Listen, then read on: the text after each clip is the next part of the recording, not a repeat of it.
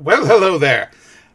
Sorry, I was outside earlier enjoying the sun sitting on my porch, which I haven't done since I don't even know. It's been bloody months. So I had my hair up because it's windy as hell out there today, and I'm like, you know what? I don't give a shit. I'm gonna sit on my porch and I'm gonna smoke a cigar, and we're all gonna have a grand time. And that's what's up. Um, in a super super good mood today. Um, so I definitely wanted to stream. I wanted to share that super good mood with you guys. What's up, Night Guy? How you doing? Always good to see you. I got my favorite, my limoncello flavored lacqua, and you know, doing the thing. Um, I wanted to share some cool news with you guys. I mean, obviously, in the stream title, there's the thing about how we're getting a dog, and that is 100% true. But I don't think that's really news to anybody. I actually wanted to share, like, talk about some mental health stuff briefly before I start the stream, because I got some really really good fucking news the other day, and it starts off with a little story about my doctor who I've had since I was a kid, since we moved here to Syracuse when I was 7. So I think I've been going to the same doctor since I was like 10. I don't know. And I'm fucking 39. I had to check the watch. And so I was like, I've gone through a whole mental health journey over the course of my life. Um, wasn't diagnosed with obsessive compulsive disorder or depression or anxiety or anything like that until I was probably like 18. And then they put me on some sweet drugs, and that helped me like live my life for a while. That was with a psychiatrist though, a doctor named Dr. Beals, who I guess kind of lost his license to practice medicine on account of the fact that he never actually did any kind of maintenance appointments with his clients, including me. Like, I didn't go to see my doctor for like years at a time, which is not usually how you're supposed to handle psychotropic drugs in a teenager who has a rapidly evolving body. You're supposed to like adjust dosages and check in with people and find out how that's all going and stuff. So that's one thing. And then on top of that, there was another slightly bigger problem, which is that I guess he was selling drugs he wasn't supposed to be, or selling prescriptions or something like that. So he's not a doctor anymore. Um, and since that whole thing went down, I have been going to my general practitioner, the doctor that I've been seeing since I was 10, and his position on it was, I will continue to prescribe your medication. I do not feel comfortable making any adjustments to your medication, um, because I'm not a psychiatrist. So I will continue to prescribe this, but if you ever get to a point in your life where you feel like you want to change medications, you're gonna have to find a new psychiatrist. And I was like, oh, very cool. So I looked for a new psychiatrist, and guess what? Syracuse is a psychological or psychiatric desert. There's fucking nobody here to help you with those kinds of problems, and and even if they were, they don't take your insurance, and they're currently not taking new patients, and that's just been the way it's been for most of my life. So I continued to take the same drugs, with a mixture of results over the course of decades. Not really how psychiatric medicine works. Hello there. Did you want to come up? You want to come up? Come on up, buddy. Come here, you. You're gonna look at things for a bit. You're gonna sit there at the bottom. Come here. Cedar's coming up. He wants to say hi. You want to come up here? No, you're over here now. You don't know what you're doing. You don't know what you want, do you? So anyway, I go through this whole nonsense with living on the same drugs forever, and I don't get anywhere with it, and they have side effects that can be unpleasant. For instance, teenage Pat, pre-meds, 185 pounds. Teenage Pat the same year, post-meds, 235 pounds. And I've remained at 235 steadily through most of my life, with a few fluctuations going up to like the 250s, and then being like, oh, that's gross, and working really hard to get down from there. And then going back up to there again sometimes, but for the most part, I've kind of fluctuated around 235. I am currently like 250, and I'm not happy about it. But what are you going to do? So, anyway, my doctor retired this year, and that sucks in some regards because this is the same doctor I've been going to since I was 10, and I liked him. We got along. So I'm going to miss him. But on the other hand, his replacement is she's actually not a doctor. She's a PA. She's a physician's assistant who is acting as assistant to another one of the physicians at my medical practice. That's all neither here nor there. The point is, she's younger. She is substantially more well versed in mental health and mental health care, and she is willing to make adjustments to my medication or even prescribe different medications. So over the next several... Hey, Laura. Look, they like you. Laura says hi. So over the next several months, I could actually start making changes to my medication, which could result in a substantially happier me. It could result... I mean, there are potential negative side effects, too. I could go off the deep end. We don't know. You have to be very careful when you're changing brain meds, you know. My doctor takes that, or my PA takes that seriously. But she is willing to work with me in the process to try to, find the right balance for me. I have brain fog. I have fuzzy memories. I have trouble concentrating. There are difficulties that come with these drugs that kind of suck. All right, see you, Cedar. That kind of suck. But there are other things about them that are really great, like, not suffering from crippling depression constantly and, lying in bed all day. So the good news is that I'm going to get to make some changes that I think are really going to help me with my life. The other cool thing is that she's willing to sign the paperwork and to make it so that whatever dog I get will be considered my emotional support dog. And so the whatever apartment complex that I'm living in will have to allow me to have the dog because it's a legal right. So that'll be cool. It'll be nice to have a dog. It'll be nice to have actual like assistance with my mental health stuff. The other thing that I mentioned while I was at my appointment with her was that I show some signs, some behaviorisms, and I wanted to be very careful about how I said this because it's difficult to quantify. The term that people use is post-traumatic stress disorder, or PTSD. I haven't suffered from a particularly tragic event in my life. I haven't lost someone in a horrific accident. I haven't been held at gunpoint. I've never been assaulted, so to speak. Well, actually, I have on several occasions, but I don't think that's what's affecting me. My point is that over the last couple of years with COVID and everything, I got to a point where I can't go to the grocery store anymore. I can't go to places with people in them because anytime that I have a large group of people around me, I used to just not like that. I used to be like, oh, this makes me uncomfortable. I'm nervous. I'd like to go someplace else. I get shaky and angry now, like angry. And I don't think that that's a particularly healthy way to live your life. And I'd like to try to do something about it. So I'm talking to the PA about this, kind of skirting around the term PTSD because I'm nervous about making that claim about how she's going to react to it. And instead, she takes the whole thing very seriously and treats it with a great deal of respect.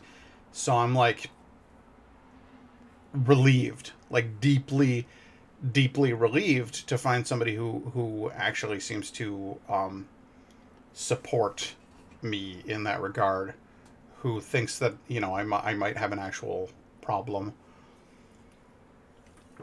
I haven't really researched PTSD, but is it defined as a disorder that stems from one particular incident? Not necessarily. But you usually see PTSD in people who have been through significant traumatic events. Um, it wouldn't have to be one specific event. It could be an accumulation of events. A soldier goes off to war and faces all of the horrors of war and comes back agitated and depressive and uh, avoidant of other people, and has a great deal of difficulty dealing with the stimulus of being in crowded places. Um, that seems reasonable to me. I'm just a guy who goes to work, or went to work at a mall for 9 years, and lives at home and has an extremely nice supportive girlfriend and a good family. Like, I just think of myself as being a guy who I shouldn't be I shouldn't have PTSD. I don't feel like I don't feel like I have a reasonable claim to that. Um, it feels unreasonable in the context of looking at other people who have been through far worse than me to make the claim, oh, I have PTSD. But honest to God, over the last couple of years, with this whole COVID thing and working in retail during that and having people get, um, not just obstinate but full blown belligerent with me about, it's not my fucking policy. I didn't tell you have to put a mask on because I was like, yo, put a mask on. It's the store's policy. I'm supposed to tell you to put your mask on. And then when I tell you that and you get like potentially violent, it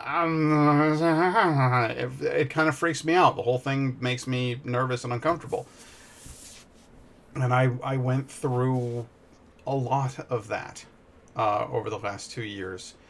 And I went through a lot of people telling me that it was going to be okay, and then watching it be very obviously not okay. Like watching Corona spike, and then people saying, "Oh no, it's okay. We're letting customers take their masks off now," and then watching the spike grow again, and watching them go, "All right, we're making the customers put their mask back on again," and I'm like, it just gets to a certain point where I'm like, I can't fucking deal with this anymore. Like, I don't want to be around people anymore. And at my new job, I still deal with people, but it's usually on a one-on-one basis or a one-on-two basis. You know what I mean? I think the stress from the last few years with COVID, on top of everything else, politics, people's changes in attitude, demeanor, etc., would be considered trauma. That is trauma, whether others have been through worse or no. That is trauma to you and a lot of other people. I would agree with that statement. And I guess that's kind of where my head is at this point, is you don't have to diminish your trials because other people have been through worse trials. Like, I haven't been tortured, you know. Um, and I'm glad. Frankly, I'm quite glad that I haven't been tortured. I feel awful for those who have, and I would treat them with respect and dignity. So I'm not trying to take away what they have. I'm just trying to get acknowledgement and treatment for what I have. And I think that's how I have to look at it, is I have to stop comparing myself to other people. I have to stop putting myself lower than them because of, comparisons and stuff. And I just have to start saying to myself, I've had a hard time. I'm not doing well. And I want to do well. So what can I do to make that happen? And my PA was like super, super cool with all of that. I think a lot of people around me have acknowledged, just like you have, the last couple of years have been tense for everybody. I think it's been traumatic for everybody. Corona's been really tough on a lot of us. Some people, I think, are pretending that it hasn't affected them, or that, I'm not going to live my life in fear. Cool. Thanks. Now you're one of the people who's adding to my fears. Thank you for not taking responsibility and doing anything to prevent this from happening. If fewer people had taken that attitude, we might have actually gotten rid of this fucking virus. But instead, everybody chose to abdicate responsibility and just let it happen. Just say, it was going to happen anyway, so we're just going to let it happen. And I'm like, Well, I'm sorry you feel that way, and I'm really sorry because now my life is all fucked up. Um, but on top of that, the stuff that's going on with Ukraine and Russia right now, there's a lot of tension there. Climate change has been a source of tension for me since I was a kid, and it's only getting worse by the day. And I'm very happy that I got to go out in the sun today, and I feel fabulous having been out in the sun today. Um, but I think we can all agree that March 6th is an odd day for it to go up to 68 degrees. You know, that's weird. It's a win. I'm gonna take it. Uh, yeah, Corona was a virus. Dunning-Kruger effect is the epidemic. Yeah, you're not kidding, and that manifests itself in the political sphere. Um, we have Congress people who attend actual Nazi rallies. There are sitting members of Congress who attend Nazi rallies where they say positive things about Hitler. Let that sink in for a minute. Because we kind of sent all of the able bodied men over the ocean and let an awful lot of them die in heated combat to stop the Nazis. And now we're embracing that mentality, that authoritarian. It's fucked up. We're in a fucked up place right now. And it scares the shit out of me every day. Because every day I walk out my front door and there is a giant ass white pickup truck on elevated tires with a Punisher skull American flag decal and a "Don't Tread on Me" decal, and the license plate that is it is the actual legal license plate it has Murica in it. It's not a joke. It's not like a fake plate that they put on there. Like, it's their license plate says like Murica or something. It's fucking, my neighbors are actual Nazis. Like, it's fucking scary. You know what I mean? So I do wonder where it's all heading, and I do have prolonged anxiety periods and or full-blown panic attacks over it on a fairly regular basis. So you know, trauma. I think it's legit. I think it's legit trauma. I think it's real, and I think it's okay to acknowledge it. As a sane, reasonable person, watching everybody around me become violent and vicious, callous towards anybody who doesn't fit their own vague description, and thinking that, well, it's sort of the thinking like when you say like a million people have died of coronavirus or whatever, and they're like, well, yeah, but or I know somebody who died of coronavirus, and they go, well, yeah, but did they have a pre-existing condition? And I go, I don't know or fucking care. Does having a pre-existing condition, is that a justification for somebody to die? Did they deserve that fate? Could you have just worn a goddamn mask and gotten a vaccination so that maybe they wouldn't have? Or are you just willing to accept them as collateral damage because you and your friends wanted to be able to put on your Tommy Bahama shirts and go to a fucking barbecue over the summer? Like, can you not? Can you try to be all right with other people? But they can't. So here we are. So it's really burned me the fuck out, and I didn't want to get into a whole rant about everything that's wrong with America or the world or whatever. I'm not. That's not where I'm going. Where I'm going is I'm acknowledging that I have some damage from all of that, and then I am deciding to try to take steps to fix that, and that recently some avenues have opened up with my doctor situation that are going to allow me to actually do that. And it might be a little bit of a weird state for me. There might be moments where, you know, you guys see me acting a little bit differently on stream, and you're like, "Is Pat okay?" Fucking say something. Oh, okay. Like, if I it seems like I'm not okay, like, fucking talk to me, tell me about it. Maybe not on the stream, but like send me a message and just be like, hey, bro, are you good? Because I'm not necessarily going to be able to rely on my own judgment. I'm going to need my friends and family members, and I'm going to need my stream buddies to be looking out for me the same, so that I can do what I need to do to be healthy and happy. You know what I mean? If I switch my brain medication, there's a very real chance that it could cause a serotonin imbalance that would make me all of a sudden go, hey, I feel like killing myself. That could happen. It's unlikely. It's a statistical anomaly, but it can happen, and it gets scary. There's so many good things that can come from it. Being able to think more clearly, being more effective at work. I could do a good job, get promoted, get a pay raise, buy a house. Like there's a lot of good stuff that can happen. So it's a risk I'm gonna take. I'm gonna make some changes, and I'm gonna try to fix things. But it's something that it has its scary side too, and it needs to be taken seriously. Getting the dog is a big mediating factor in that. A dog, I've always had dogs in my life. They've always been a part of my life from the time that I was a little kid.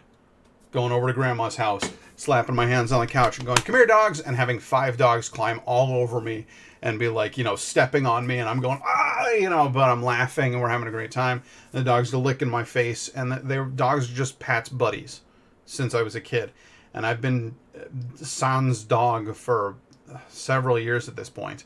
And I just feel like having a dog in my life is going to give me a person, and this is not a knock to Indigo or a knock to any of you guys. There's a certain bond that I have with my canine buddies where it's like, whatever's going on, I can pet that pupper and it's going to put me in a better headspace. So I feel like getting the dog first is a good idea. Then making medication changes is a good idea. Just because it's going to be that added element of stability that helps keep my head on straight. You know what I mean? So I just I wanted to tell you guys because I think it's good news. I'm excited about it. I'm fucking thrilled about it, actually. I think these are things that people should talk about more often. They should share them, and also because I could use a lookout. I'm gonna keep doing the streaming thing, and you guys can consider it our check-in. You can just let me know if I'm acting fucking weird, okay? Well, weirder than usual, anyway. But anyway, these nuts. I'm reading your posts. I'm not disagreeing with them. I'm not happy about it. I don't see things ending well here in the United States over the next couple of years. I don't see everybody just deciding to come out of their houses and shake hands, if you know what I mean. But despite the fact that I'm expecting worse things before it gets better, I also refuse to participate in any kind of violence.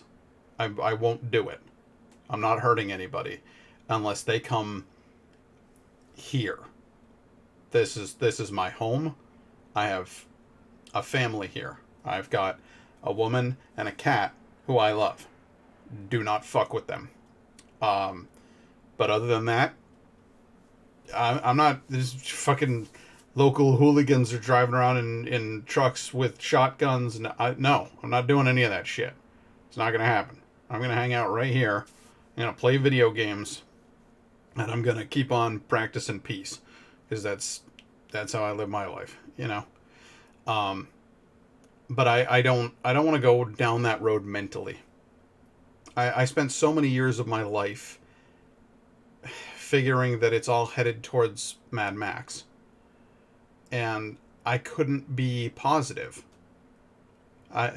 If the end is always the same, if it always ends in it's going to go violent and there's going to be doom and gloom, I don't have a way to keep me hopeful from one day to the next. I don't have a way to keep... What's the fucking point of getting up and going to work if you know that you're just going to have to eat people? You know what I mean? So, like, I don't... I can't get into that anymore. There was a teenage Pat, 20 something Pat, 100%. Yeah, let's talk about the Mad Max future. Let's plan for that. I'm going to practice swinging my crowbar. It's going to be great. But 30 something Pat and closing in on 40 something Pat, I just don't fucking have it in me anymore. You know? I was 100% for a long time, like very nihilistic, but it was over the last year, it was killing me. It was absolutely tearing me apart. It's the reason I quit my job at the store, and moved into a better job in animal care. It's it's the reason that I started looking into, changes for medication and psychiatrics. It's the reason I had this conversation with my PA, because it really is. I was hurting a lot, and it was coming from that mentality of it's all going to go downhill. Doesn't have to go downhill. Probably will, but it doesn't have to. There's chances for it to go other directions. So that's what I'm. Yeah, the mall really might be the most dangerous place in central New York, if not for the fact that it has the potential to be an actual flashpoint for some sort of violent incident. In a longer term, more sinister way, I think it breaks people down slowly over time. I think working in that mall just grinds you down, and I think it's dangerous for your mental health to spend a great deal of time there. So, um, I always said that if Corona was going to become a huge thing here in Syracuse, the way it would arrive in our city would be through the universities, but the way that it would spread through our city would be at that mall. And I don't think I was wrong at all. Um, but aside from like actual like a virus, a you remember that time there was a gunshot that rang out and a dude had actually been shot and we all had to like run and hide in the back room with customers and shit. That was a great time because for all we knew, when the first shot rang out, that was our fun little story that happens to our city where somebody with an AR-15 just mows down a bunch of people. Um, in that split second, I had no way of knowing whether it was this is one gunshot or this is now going to be 60, 80 gunshots before it's resolved and a whole lot of people lying on the floor. We don't know. And with that one gunshot, the panic was so strong that a child was trampled in our store. And I helped him and his mom get to their car safely after that incident. Just the panic itself is dangerous, you know? So that mall's, it's a fucked up place, and I think it hurts a lot of people, and I think we need to rethink some shit. And I did. I did rethink some shit. And I got the hell out of there.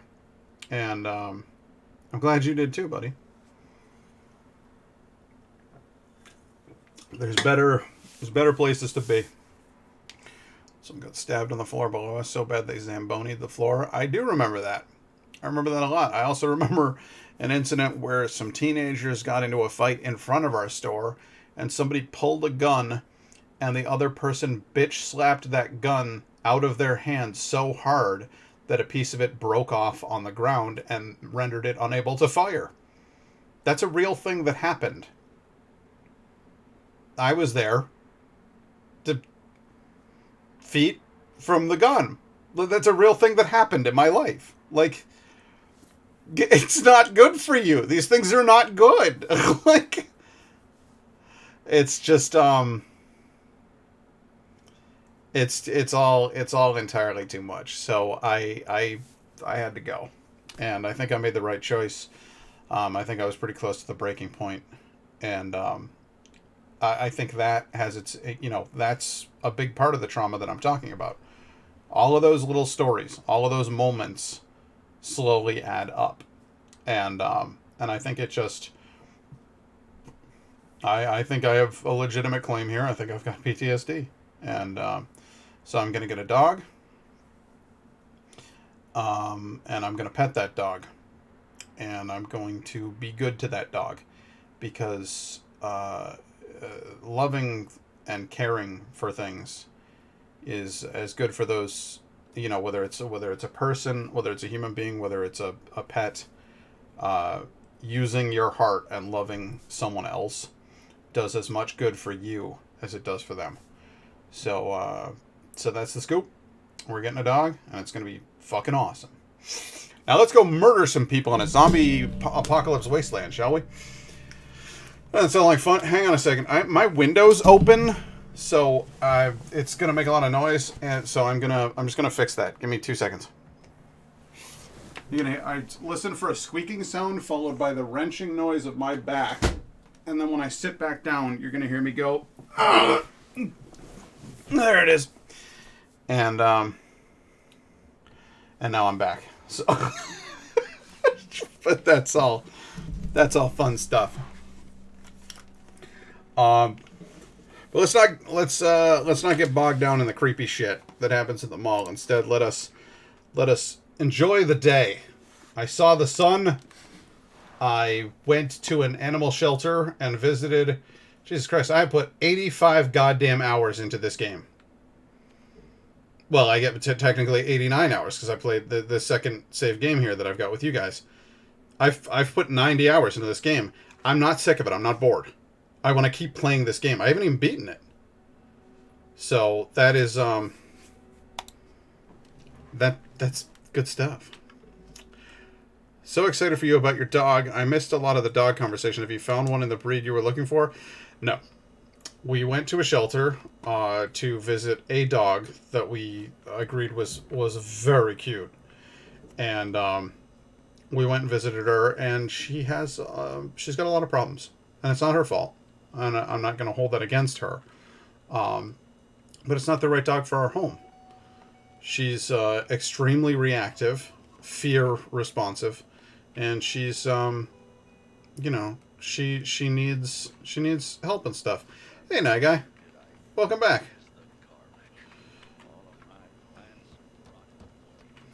Yeah, Horizon Zero Dawn and FW lately? What's FW? I know about Elden Ring and I know about Horizon.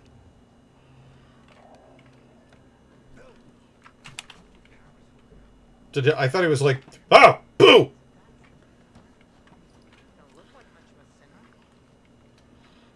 Oh, Forbidden West. Nice. Yeah, I would love to be... Some old world folks recorded audio time capsules when they realized the shit was gonna hit the fan.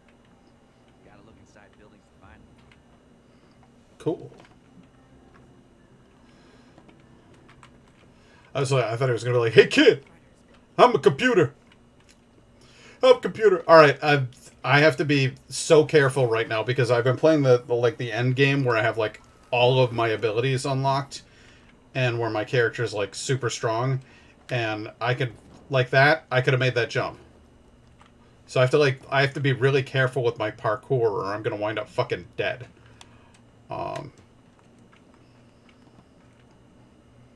This game's bonkers though.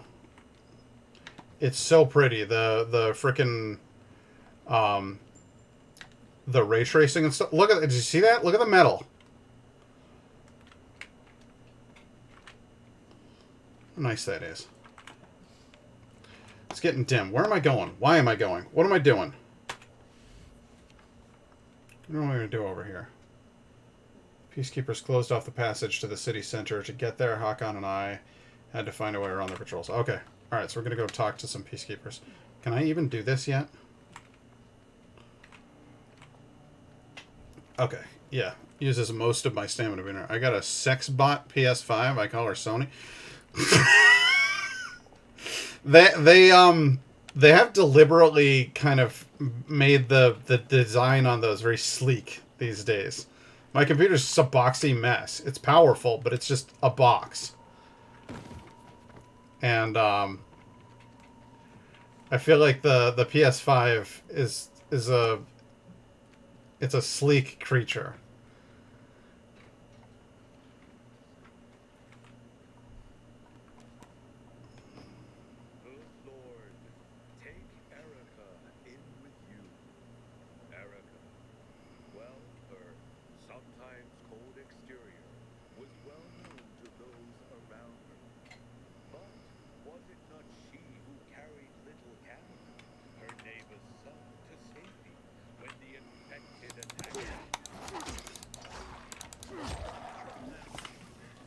Sorry to interrupt your funeral there, fellas. You need to get indoors. It's about to go dark. That's why all the alarms are going off. You gotta go home. Civilization is but a whim of cities.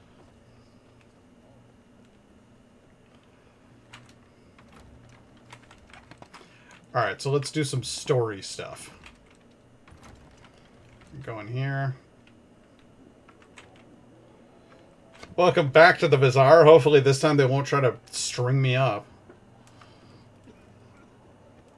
Made it red by changing the panels like the blood of my enemies. Nice.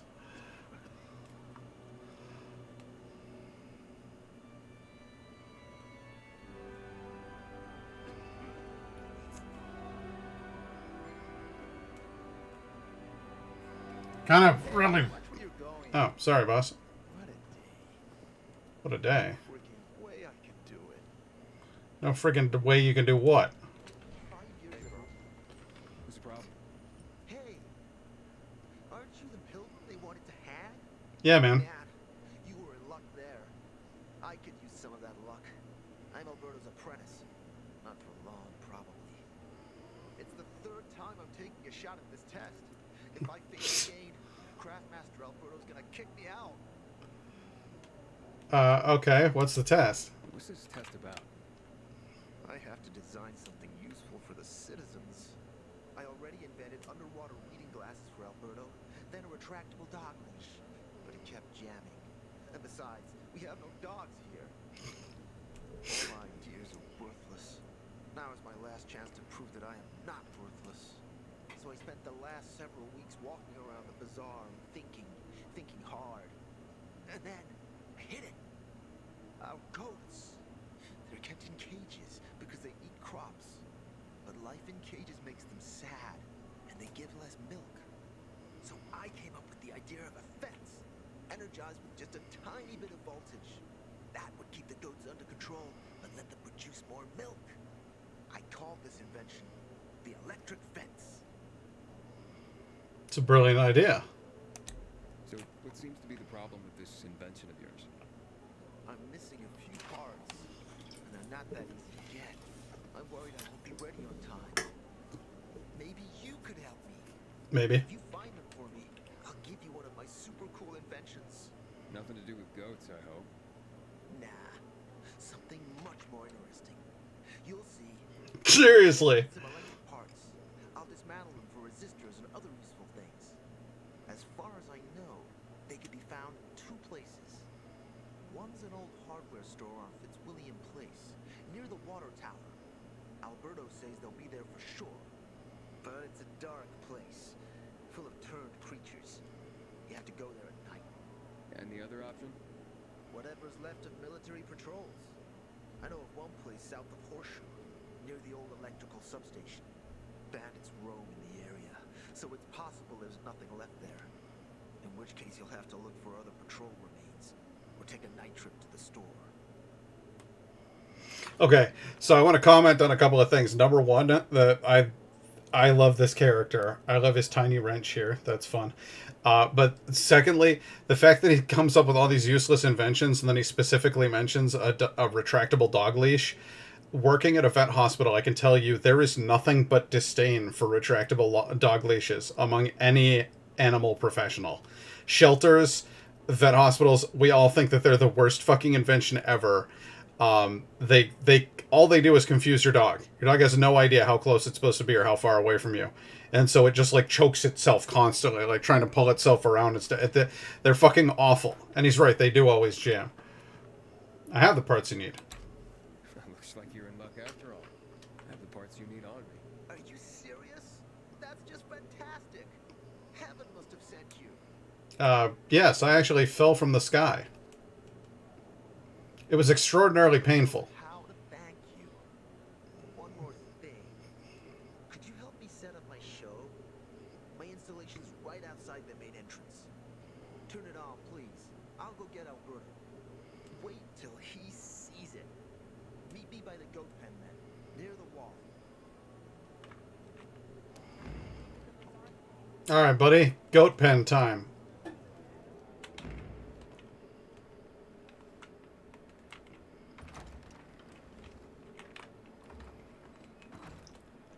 Well, that's just like real life. Oh, speaking of which, I want to make sure, is streamer mode on? Because if it's not...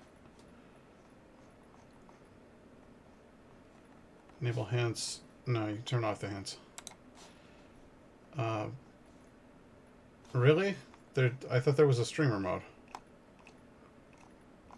Audio output TV. Streamer mode is on. Okay, good. I just want to make sure I don't have any copyright music pop up in here. I don't need that shit.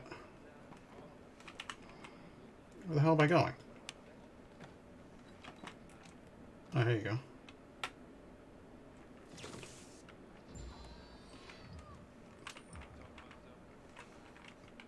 What the goddamn hell is that? What did you study?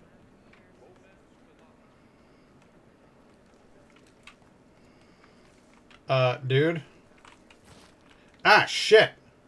Your goat's toast, bro. Everything all right?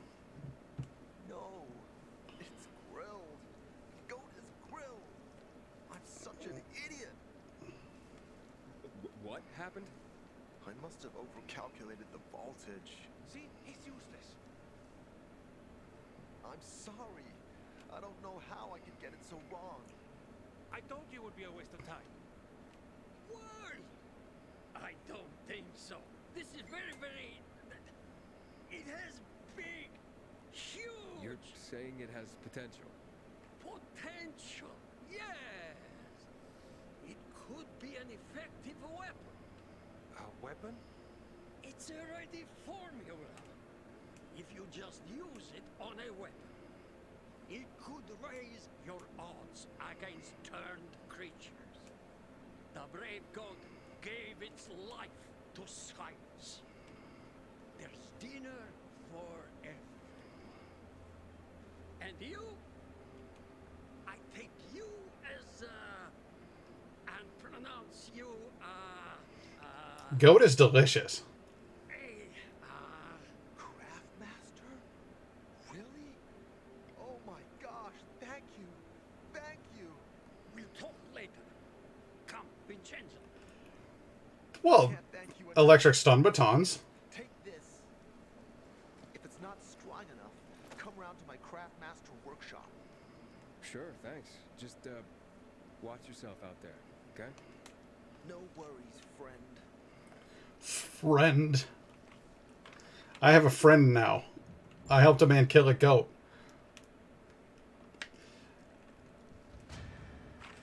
I now know how to modify a weapon to make it electrical. I wonder what the hell is going on in the central loop, since PK's restricted access. Some say renegades are... Multiple beatings like the melee. True, not sure I'd trust an off switch to take multiple beatings like the melee weapons. Yeah, well, that's fair. A Gauss gun. That could be really cool. Have a Gauss gun that can now be purchased. Wait, who? Where? Who's making a Gauss gun?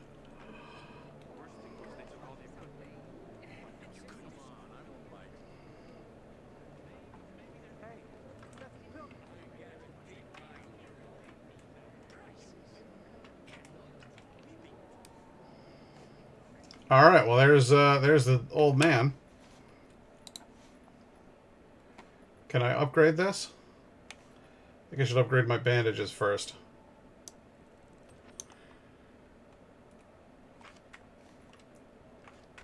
All right. So, the best way to get these, you'll notice when you go in here, you have to pay with these things like right here. It's just money. Okay, cool, right? But then when you get in here, it costs infected trophies. They want like trophies and proof that you've killed certain types of zombies. And so playing Fallout 4 right now, Gauss guns look and sound cool, but my spray and pray go I vastly prefer the Gauss rifle actually. It's one of my favorite weapons in the game. Particularly because in Fallout, I don't think it's Fallout 4. I think it's Fallout 76 where you can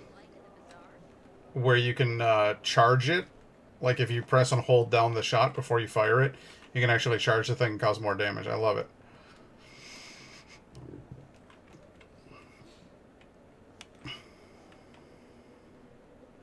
What the fuck am I doing here? Meet the people at the bazaar. Okay. Alright. I guess I'll go talk to this guy too. Yeah, I'm that pilgrim. Or are you allergic to making money? Listen, Pilgrim. We can make a killing, you and me. You just need to get me some beets, radishes, parsnips. There he is. Grab him, Ed. He's a murderer. What? Exactly the conversation you want to have with somebody when you first meet them. What? But I don't sell water. Liar. Luke told me he got it from you. Whatever's in it has him ranting and raving now. You sure he didn't blame me after he started renting? Oh, wait a minute. Do you have proof? Of course. The water came in a bottle. Luke got that water in one of your bottles. When I tell Carl about this, you'll hang! Bevan, wait! I swear, I don't even sell water, damn it! If you're lying, Julian, you're fucking toast. He's like, yeah, seriously. It's like, okay, listen, buddy. All I need is some beets, some sugar, and oh shit! Wait, so then, if you're not selling water, how'd someone get a hold of one of your bottles? Knowing that shithead Luke, he probably stole it. That would be like him.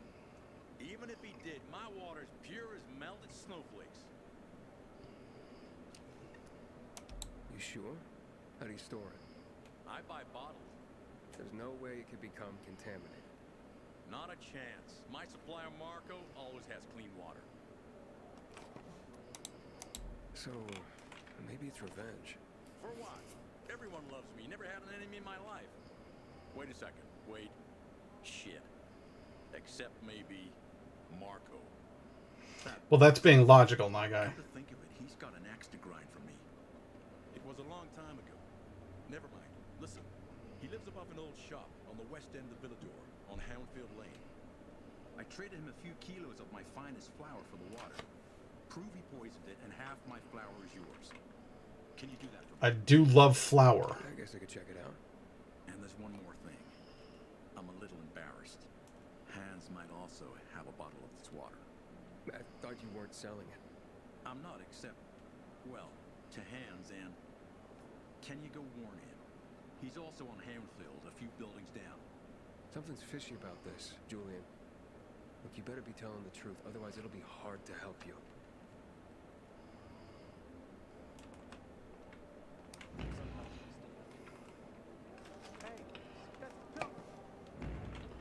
Yeah? You're a pilgrim, aren't you? That's right. Do you hang people for that, too? I just wanted to say that I was rooting for you. Uh-huh. Thanks for standing up for me. What? But I didn't...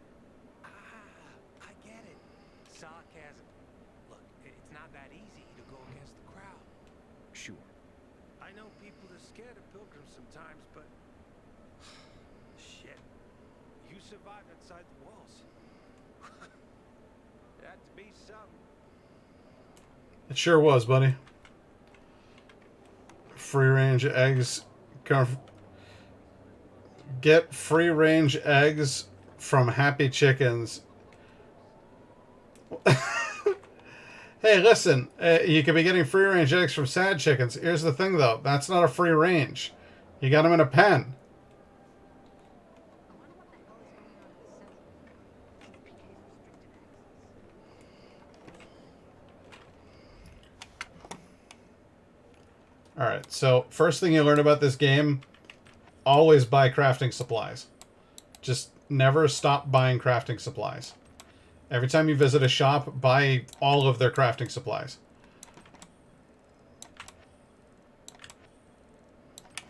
Every bit of it comes in handy eventually. Secondly, if you find a twin axe, buy that shit. Thirdly, go upstairs and take a nap. You don't want to face this world in the dark. It's scary out there. There's supposed to be a bed around here or something. No? God damn it. Oh, there is. Okay, I was going to say. Sleep around here someplace. Free tape.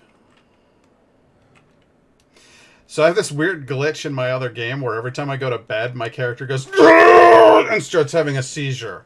And then I stand up and go to bed. It's very weird. It's the same animation that plays when your infection meter reaches 0. So it's like you've been out in the dark too long, and your character like bugs out and is supposed to be turning into a fucking zombie. And for some reason, it plays that like every time I go to bed. I drop to the ground screaming, and then I stand back up, and then I lie down in bed. Wait. The only one. No. First, I'm going to this. There. Okay. Yep. Well, that wasn't very helpful. Man, I can't get... Oh my god, I can't wait until I get higher level. This is excruciating. I think I'm making myself a twin blade saw blade axe. That'd be cool as hell. Hey, man. Ah! I didn't see him there. He was hiding in the bushes. Creeper.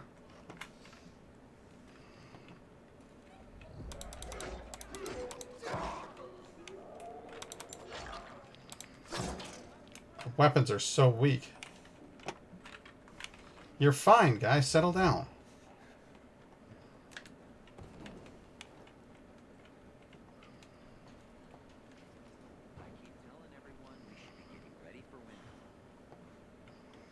You keep telling everybody that. It's true.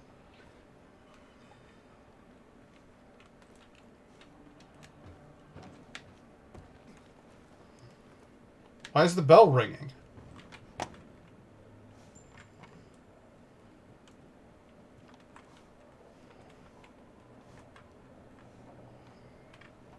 Alright.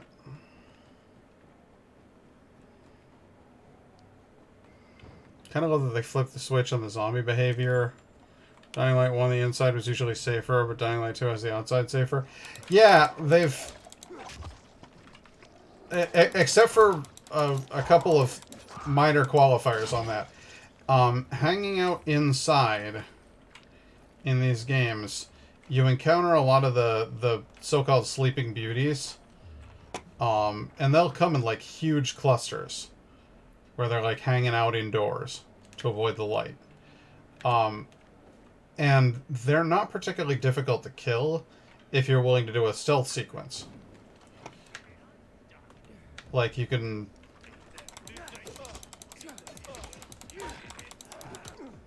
God, this weapon blows.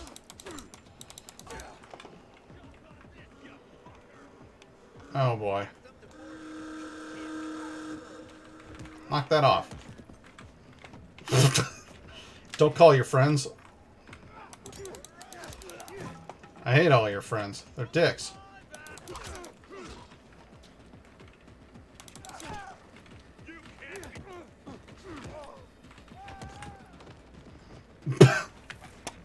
Hilarious. Did he die? Yeah, he died.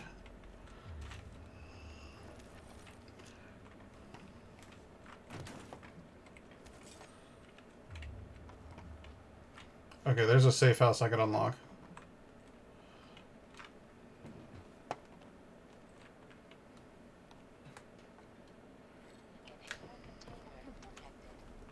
I've detected an inhibitor container. That's how I handle birdhouses. How about you? The way to deal with everything in this world is to walk up to it and go. Works out great. Cordyceps, oh no! Why would I pick those up? They're really dangerous.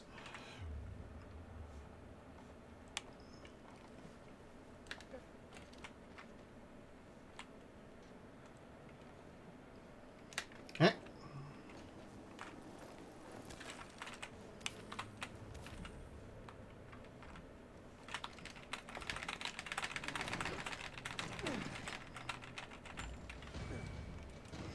Good, good.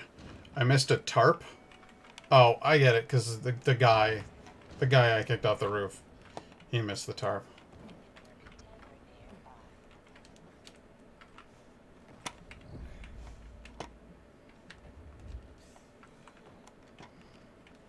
Getting down from rooftops in this game is very difficult at the beginning. Like, once you get up there, you're like, okay, cool, I'm safe from the zombies, but I'm fucking dead if I try to drop. Speaking of fucking dead, I'm almost fucking dead. I need some health. Let's go ahead and hop in here, go to crafting, and make me some more of these, huh? There we go. Good.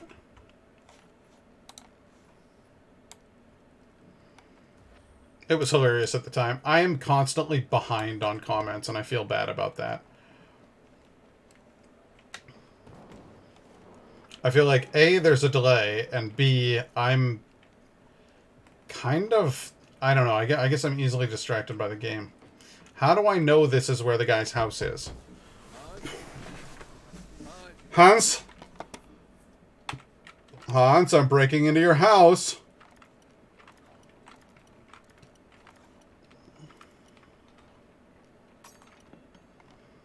How much time between Dying Light 1 and 2?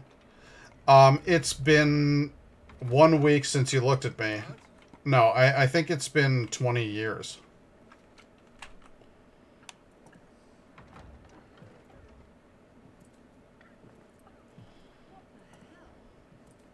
Stop! Don't drink that water. Water? This isn't water. Oh, that moron must have taken the wrong bottle again. Forget his own head if it weren't stuck on his shoulders.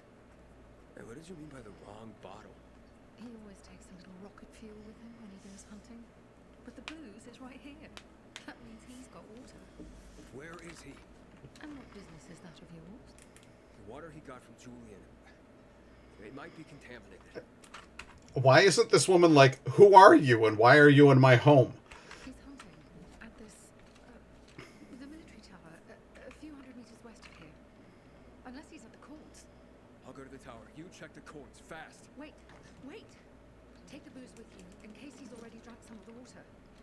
I bet what's in this bottle will kill whatever's in that one. Fair.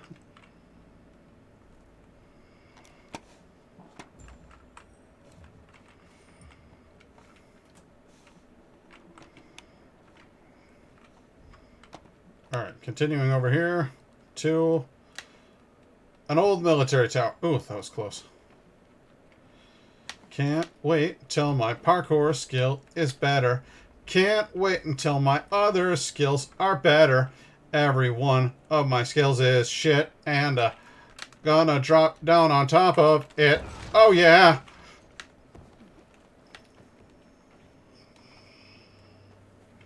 I see a blue dot. Oh, this is a trap. I've seen these before. What's up, man? You can see me. It certainly does. Hey, it's Ezio. Ezio, why? In retrospect, I probably should have taken some of the healing before I ran headfirst into a battle, huh?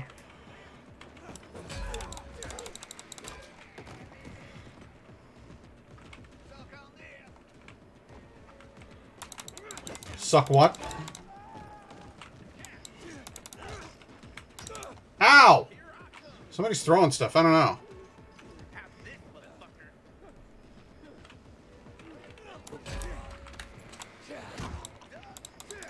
It's your boppity boopy.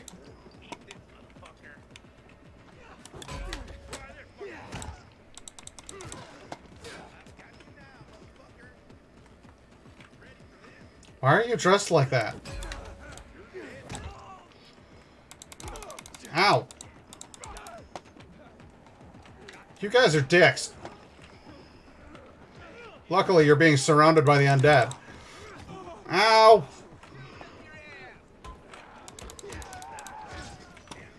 It's like I hit him in the groin to death. Ah, that was more effective. Turns out I just had garbage for weapons, huh?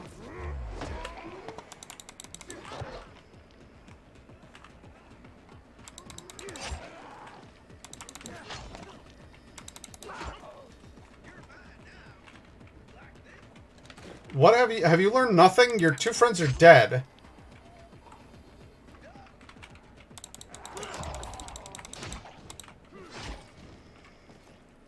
The bandits in this game are the dumbest breed of... Ugh.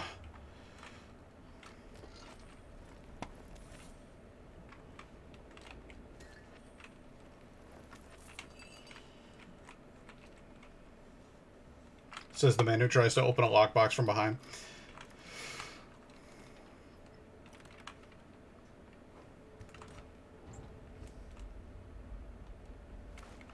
Is that an angled and sharpened lawnmower blade? Possibly. I wish I could see it like mid... I mean, yeah, maybe.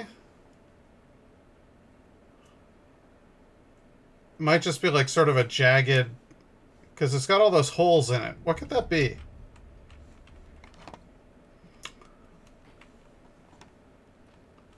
I don't know. I'm curious about that. Also, I'm curious about what the hell happened to the quest marker for Hans. Because it's just saying the one. Like one there. Over there. Go there. I'm like, no, I don't want to go over there. I want to go find Hans. Hans. Yeah, Hans.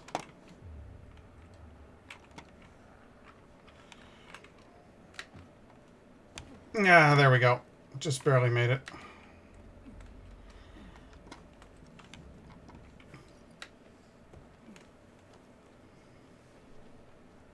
Hans. Hans. Hans? Hands? Hans.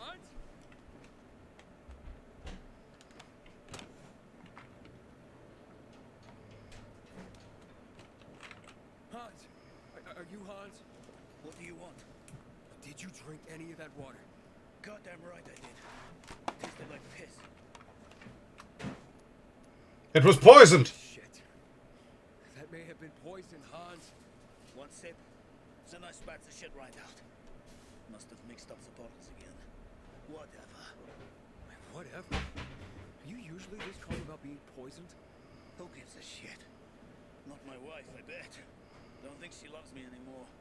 Well, that's deeply upsetting. It's a booze. Take it. Your wife said chug. Drink it already. Bullshit. What? My wife said that. My Anna. She thinks the alcohol's strong enough to burn the poison out of your system. Ha! My woman.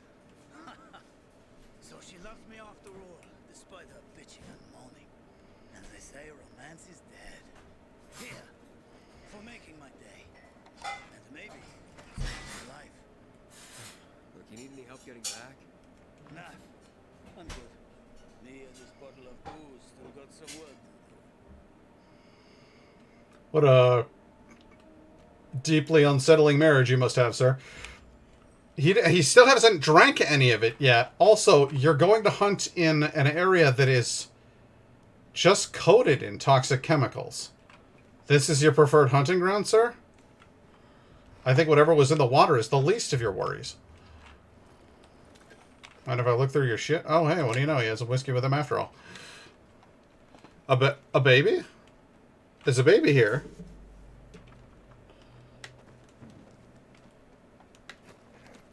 Who did Indigo say something? No. Oh, my guy just said hi, Indigo. Oh. Well, hello.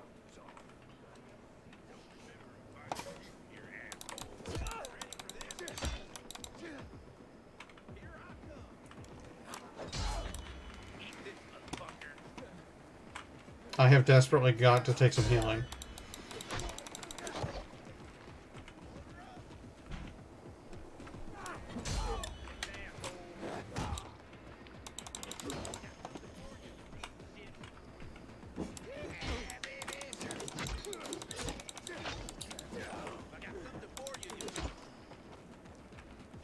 Come on. I hate the sentence, choke on this asshole. If you don't appropriately place the comma, it's just absolutely feculent.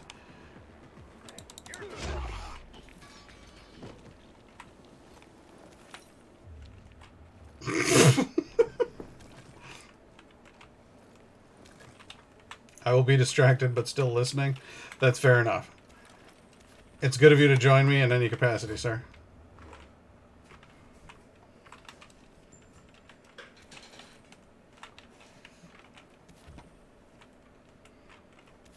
It's impossible to choke on an asshole. Mission accepted. Listen. I'm not issuing challenges here, okay?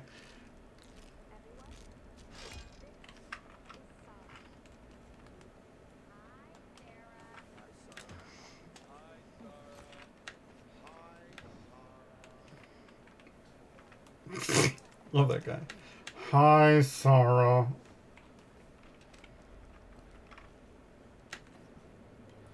Tiptoe through the window and something. That's where I'll be. Where the hell is this fucking marker for the quest? More bandits? That's too many damn bandits. It's silly at that point. Oh, I'll catch you.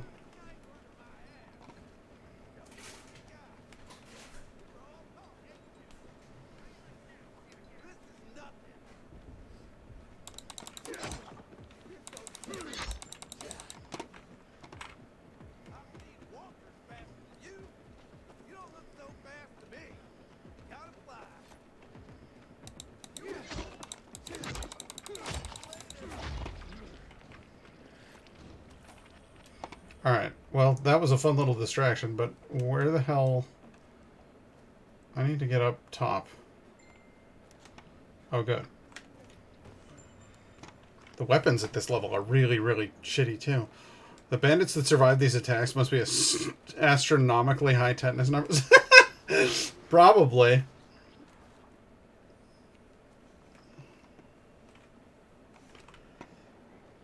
Guys, I have such low stamina that I literally can't even climb a fucking drain pipe. It's purpose-built to be climbed in this game. Like, that's the whole reason for drain pipes in this universe, is climbing fodder.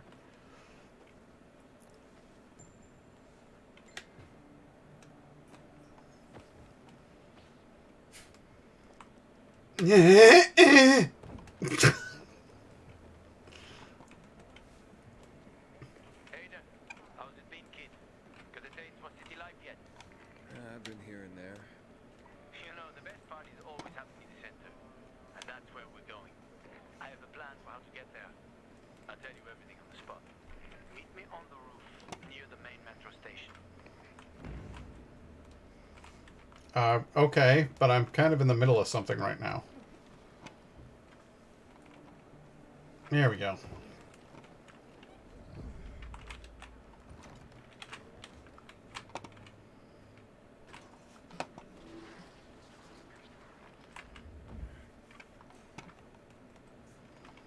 Hey man, you selling shit? Great. Another wonder thief. Just what I need.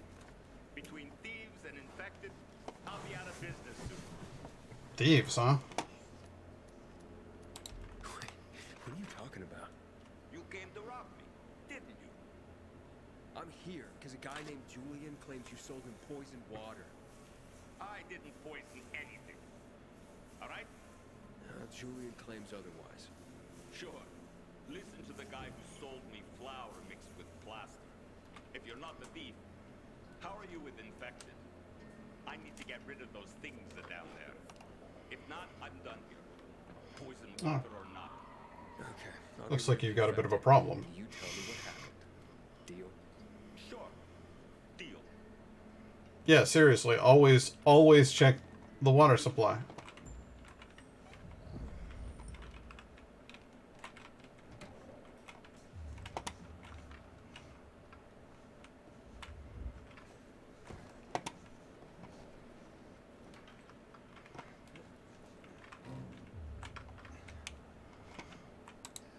Come on, you pansy!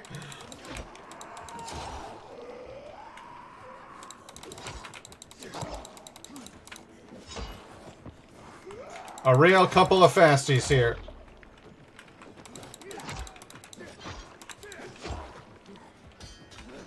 I'm going through weapons left and right.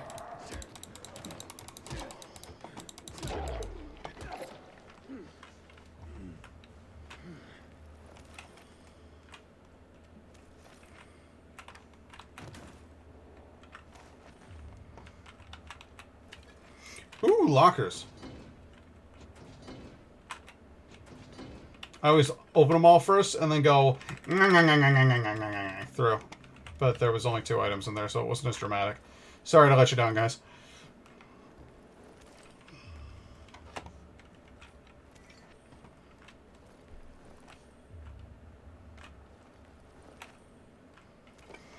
Pick up a brick. I love that their version of aspirin in this game is called Asperfin. This is the laziest, like, body lug I've ever seen in any piece of media. Okay, you're safe. Now, what's the story with the water? Wait.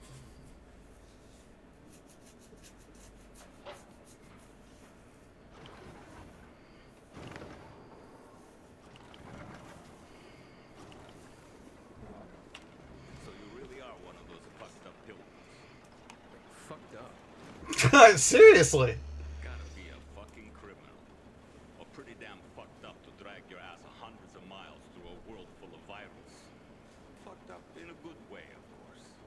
So, what about the Uh-huh. There ain't nothing wrong with my water. The man at the bazaar was poisoned.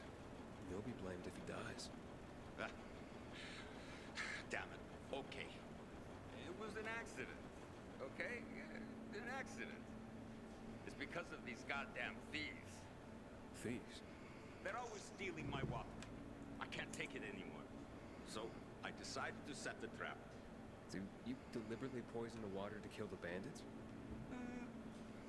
Not quite. At least, I didn't mean to.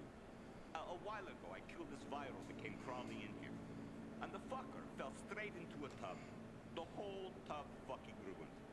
Then I got this idea. Why don't I teach these bastards a lesson? So I built some bottles with the zombie water, sent them out where they'd be easy to see.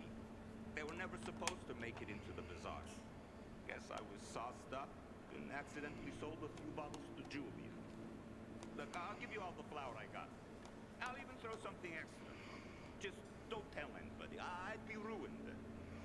Yeah, I'm sorry, bud, but that's... no. Don't blame Julian and he'll hang. Don't you worry about Julian. A weasel like him will find a way to weasel out of it. Don't you dare spurn the good name of Weasel with comparisons to Julian. So, we got a deal? No, man. Just be honest and tell your story to the bazaar. It was an accident. You nuts? No one would buy even a drop of water from me ever again. I won't let Julian hang for something he didn't do. Fuck Julian. I got my own skin to save. So that's a story you ain't going to tell. You just doomed your own skin, sir.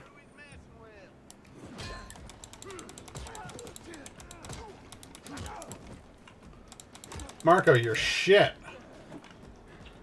Come on, man.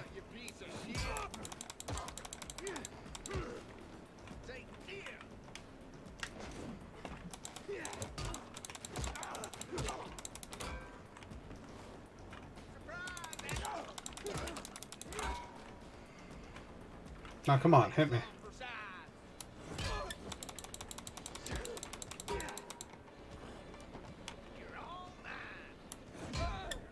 Oh, he really hauls off, doesn't he?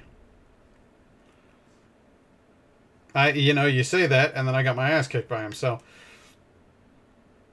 Let's try this again. Oh, how? What am I, upstairs? I'm upstairs now. Sorry, Julian, you'll have to wait. I'm coming. I'm coming.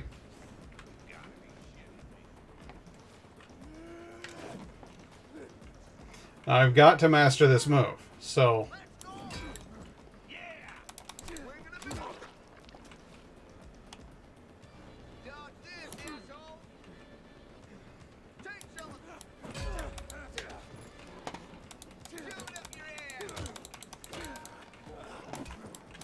I love how they couldn't even be bothered to record like fight lines for him. It's just the bandit voice there. Well, that was shit. I was trying to do the perfect block thing, but he was using like heavy attacks or something because like he was piercing through my block.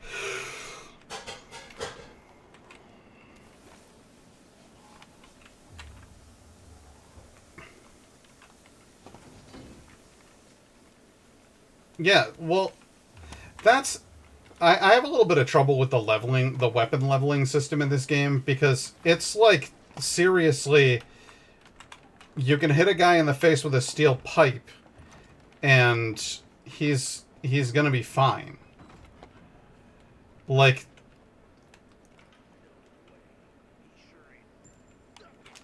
Ow! There's fucking 4 of you? This part of town sucks.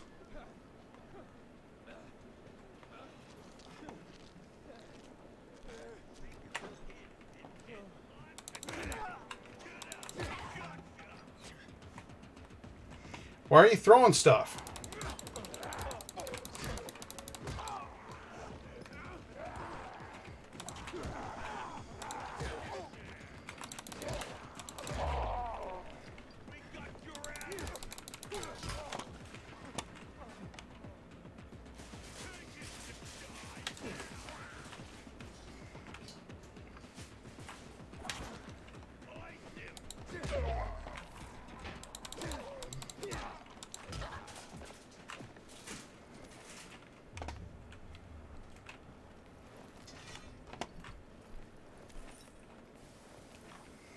Fucking dinguses.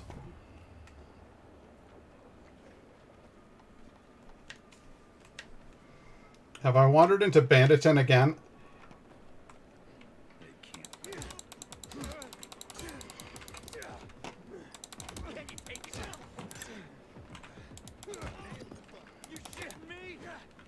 Are you shitting my dick?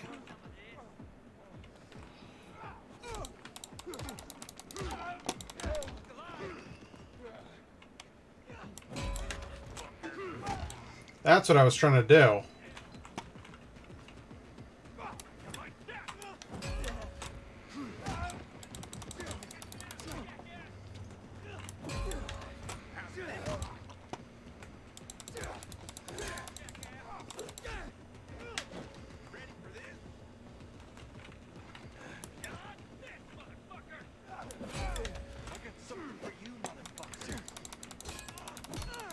He sure says motherfucker a lot.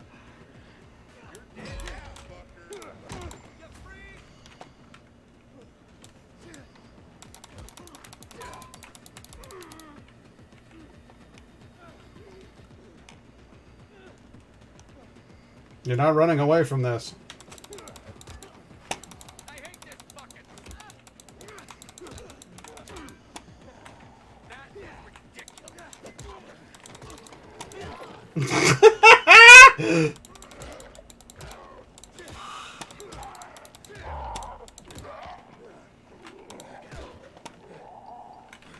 Oh my god, fuck this part of town.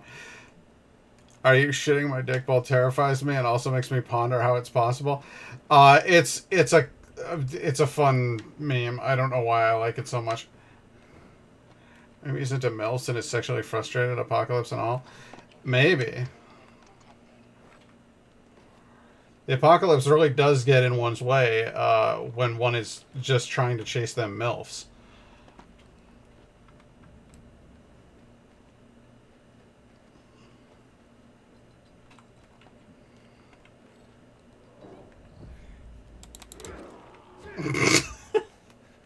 Sometimes it's fun to just run past them and hit them in the face, you know? Ugh. Nah.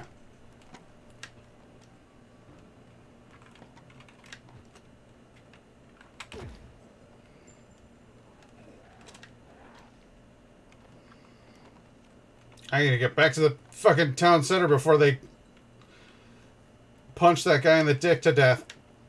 Which is how I assume justice is served around here. Hey babe, I just had a PBJ sandwich and some chips so you can stream longer if you want. Aww! Okay. Well, that's sweet of you.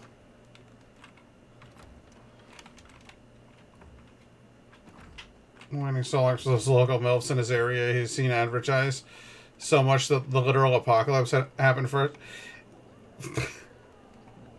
It was like, all I wanted my whole life. What's going on? Bevan's husband is dead. Damn. He's been accused of murdering him by He should have drank booze. 80. Please, tell them it wasn't me.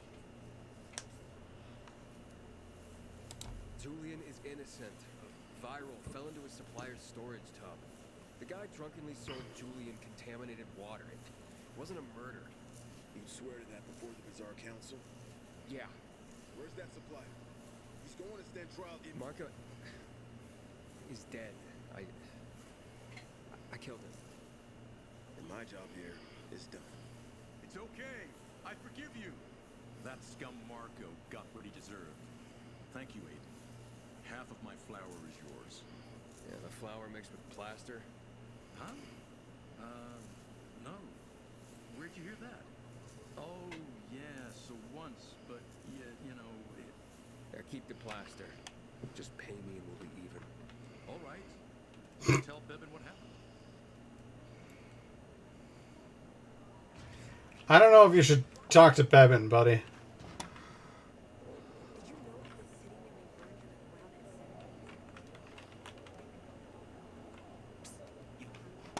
Got water for sale? I'll pay half a crystal per gallon. Uh-huh.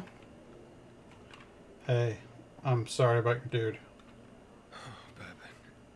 Should've known he'd try to get back at us. I'm sorry? Julian sold us flour mixed with plaster once, and Luke complained to Carl.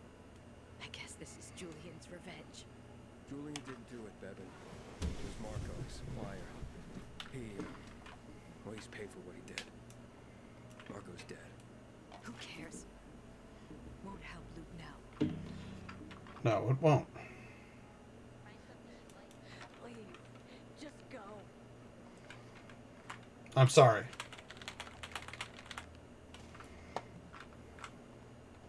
I knew this girl. Lives southeast. You want to buy some garbage? Cool. You want to sell me some weapons that aren't garbage? I do like this homemade hammer. How is it a homemade hammer if they took it out of their toolbox? I don't know. I'll be right back. I'm afraid I've got a wee. Doot, doot, doot, doot, doot, doot, doot, doot.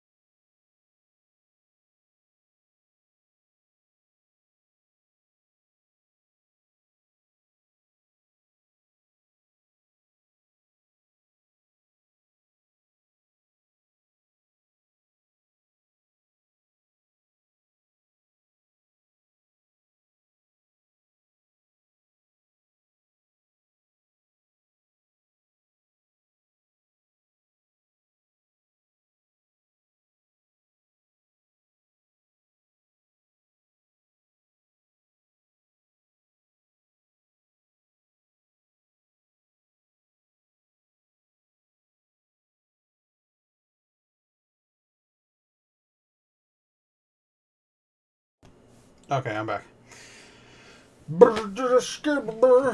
Hey Siri, spookums. Okay. Hey Siri, spookums. Both of them. Spookums. Sometimes she gets confused. It's understandable. So do I.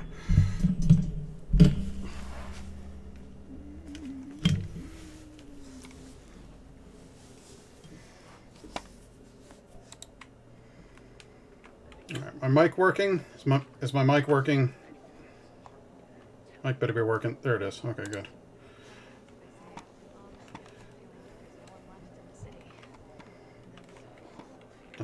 Ah! It's a child.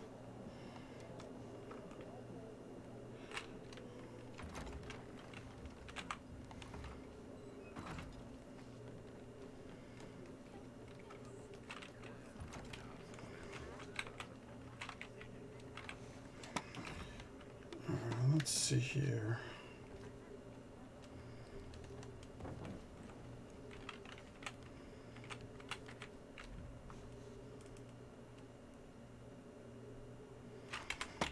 Okay, that's the main story mission. Good.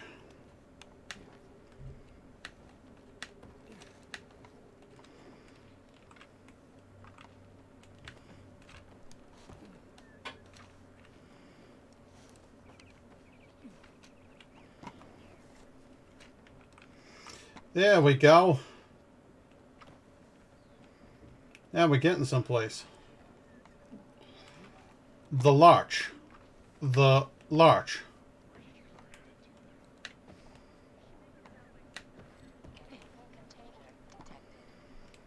So these parkour puzzles are some of my favorite parts of the game. These little climby puzzles. You have to figure out how to get up to the top. I adore these.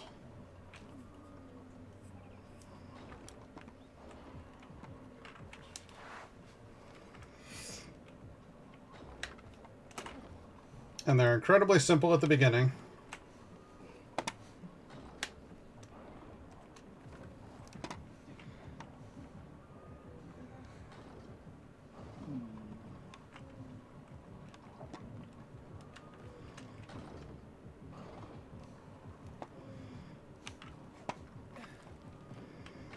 Nope, I don't want to do that. I want to be closer to that edge. There we go.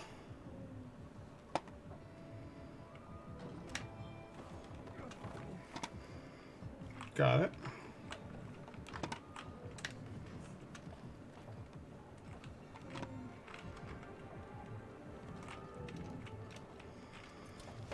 Whee!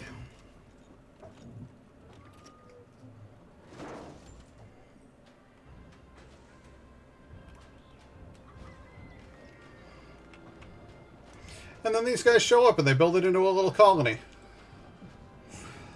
The stamina meter adds such a difference to Crane's infinite stamina glue grip from the first game. Well, it isn't like that. Well, I guess actually it is, isn't it? Your stamina meter is a measure of your ability to continue fighting.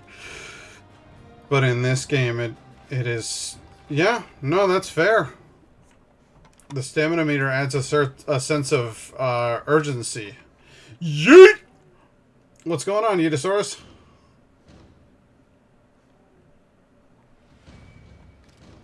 The Larch.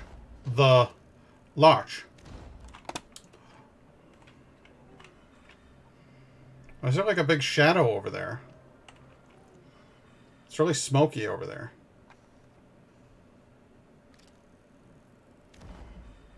Just back from the park? Nice.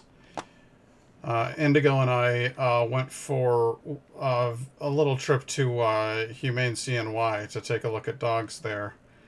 And then I spent some time hanging out on the porch. Super nice day, but also windy as fuck.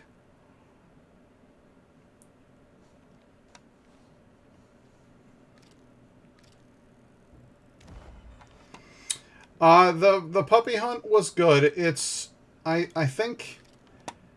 I think it's important for me to realize, like, Um, there are a lot of dogs out there that I'm gonna think are really cute and really sweet, but that doesn't mean that they're a good dog for me to adopt.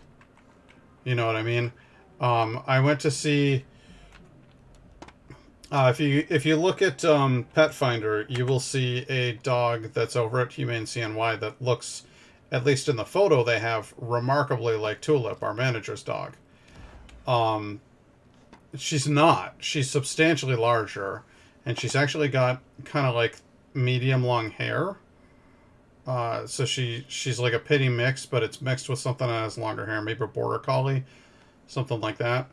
Um, but she's just been. You already knowing that means you'll get the perfect. Yeah, well, yeah, because you have to take it serious. Um, but it's tough because you might really like the look of a dog, or you might really like, certain aspects of the way that the dog behaves and stuff. But then there's other things you just really need to be careful about, like this particular dog. I'm sure will be really sweet for somebody, but it's been through so much. She was super emaciated when she arrived, and she may have been abused or something, because she's just very, very cautious about meeting anybody. She's very nervous about people in general, and to the point where her nervousness results in like growling and barking and nearly biting. And we can't have that here, you know? If I had my own home and I was living alone, I would take in a dog like that and I would help that dog heal. But I can't do that right now. I got Indigo and I got Cedar to think about. So we actually started to think about maybe getting a puppy. We're not sure of that yet, but we'll see. Hakon. You're a better climber than one crazy girl I used to know. She was something. She even wants to climb the tallest building in the city, the VNC Tower. Was she one of your wives? Almost. Too hot-tempered, even for my tastes. What about this passage to the center? Right. Look, from this roof you can clearly see the Peacekeeper's base. Okay. What about it? So the PK run the city? They sure think they do. That's what they need the uniforms and ranks for.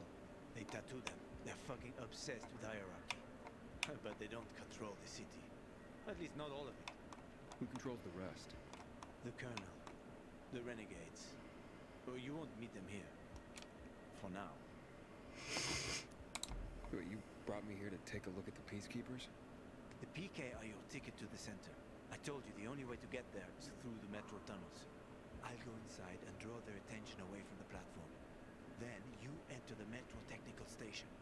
There's an airlock there. We'll take you together to the central loop. We can't just ask them to let me through?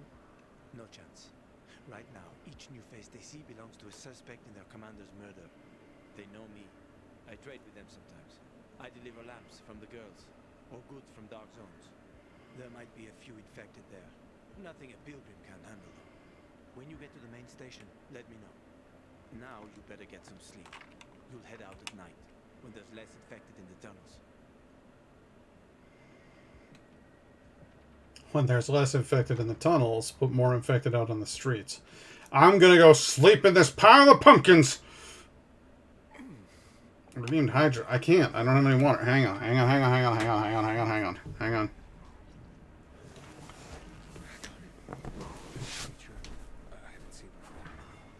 What does it look like?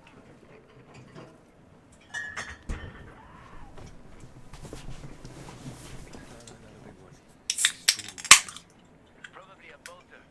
You can find some interesting stuff on them. But catching one requires serious hunting skills. Now is not the best time for this aid. Oops. Catching one does not require serious hunting skills, by the way.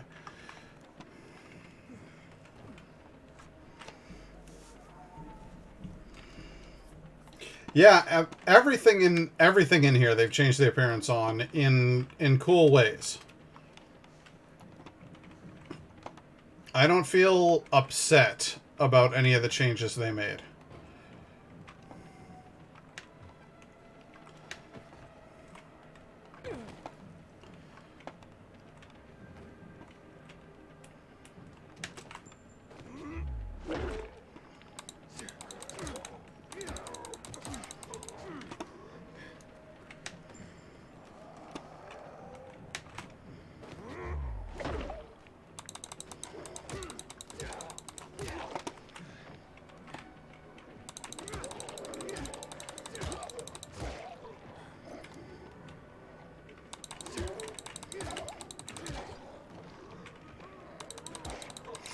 it's the work is evidenced everywhere. I mean, take a look at the zombies themselves. There are, in the first game, there are a bunch of different faces, but it's all the same body model. So if it's a male zombie, it's this body. If it's a female zombie, it's that body. And they might have a different outfit on, they might have a different face, but it's always the same relative shape and size for the regular zombies. In this game, there's so much more variation physically from one zombie to the next, because each one of them was a person before they turned into a zombie, and they've done a really good job of relating that.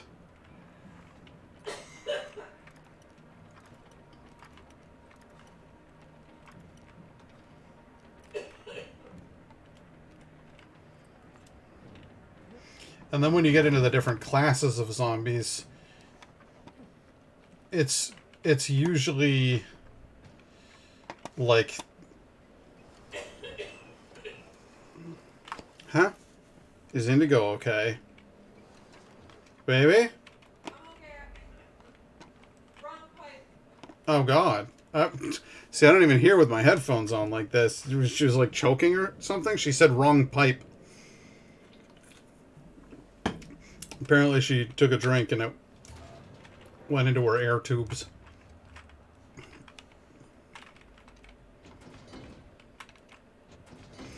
Nye Guy was concerned, and Yetasaurus Rex says, please don't die.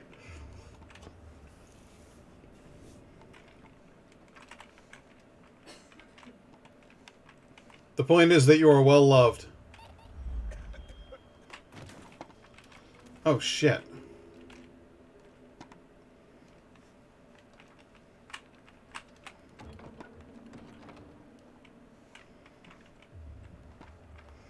I don't have time to fuck around in here. This character does not have the immunity for it.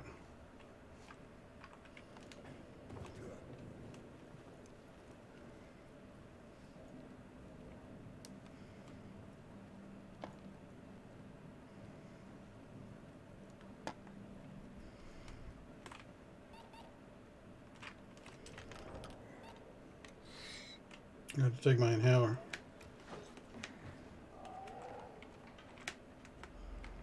No, stop this. I'm in the tunnel. Okay. Now watch out for the infected. There might be a few, or a few dozen. I'm already in the BK base. I'll throw a UV flare through the vent, and you'll see how to get to the main station.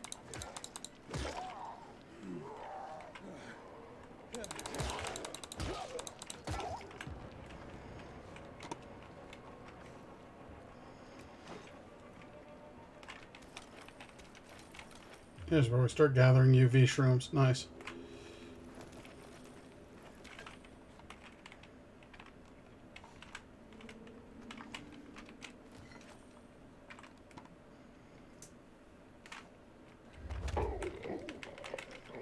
Say goodnight. Nighty night. Are we wearing a bag on your head, you friggin' weirdo?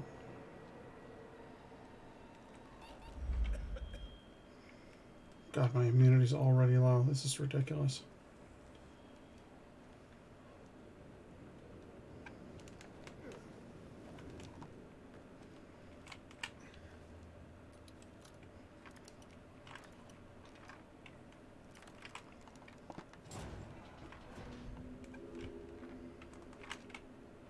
They have a Scarecrow King. Fantastic.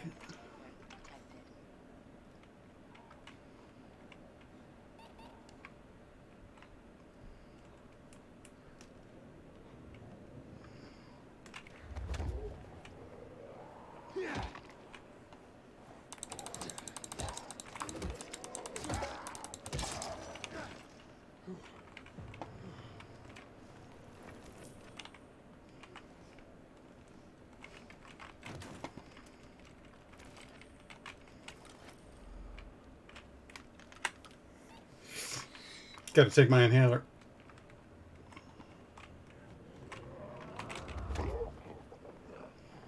Shot it.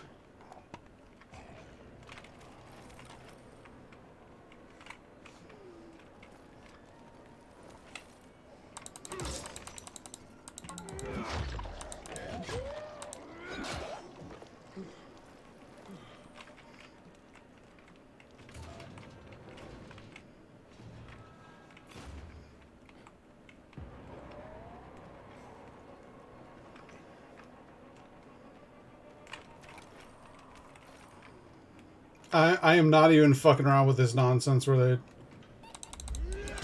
ass about with 12 million zombies. I'm not doing that shit. I crept my way through this the first time I played it. Come on over, buddy. How's that working out for you? The whole survival vibe is seriously cranked up to 11 here. Yeah, seriously. The immunity low system where I have to take my inhaler, or I have to dust up some fucking shrooms and inhale those. You get the sense that there really is like a threat of changing even just by occupying space. You don't even have to get attacked by enemies in this game. Just by being in the dark, you are slowly in danger of turning. So there's a sense of, we need to fucking go.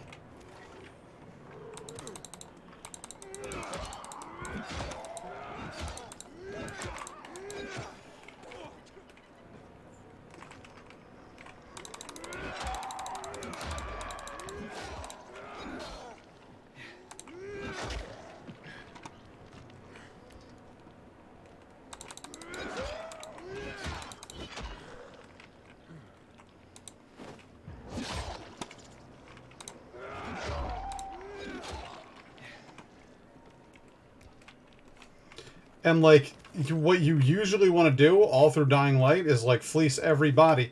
I don't have time to fleece everybody. I gotta go. Like, the meter's running. Hack on. I got to the flare. Look around. The technical tunnel to the main station should be well lit. I've already lured the guards upstairs. I'll chat them up when you get inside. By all means, continue chatting them up. Forgot about you guys.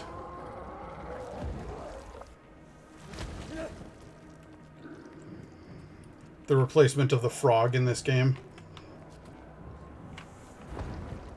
Hack on. Situation here. Hack on.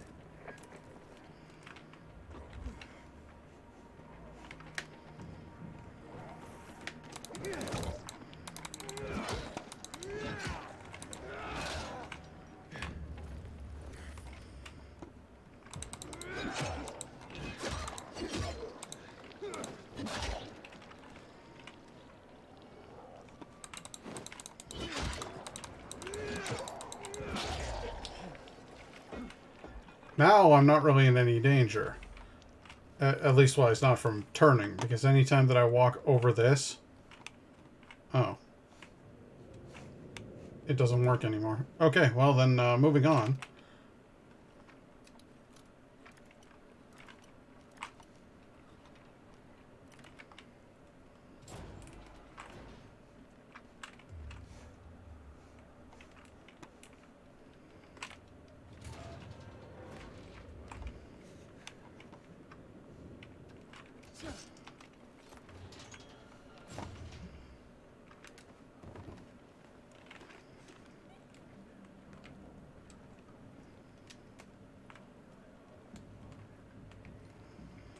Look at the light reflection in here.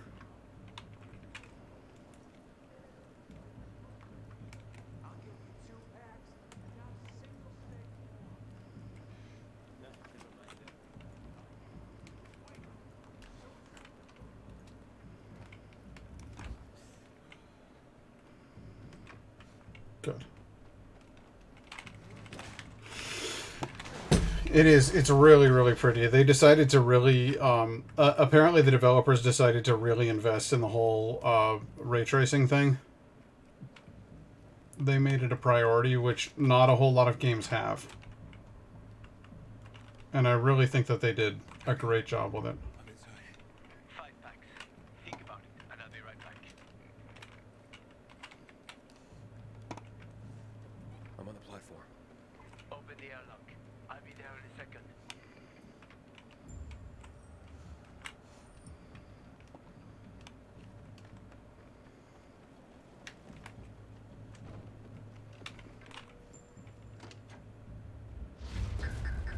Damn. Hey. How's it going? God damn, a belly club to the face. It's kind of a lot, guys. Through the tunnels, fucking bizarre riff-raff. More like a renegade spy. Doesn't look like a renegade.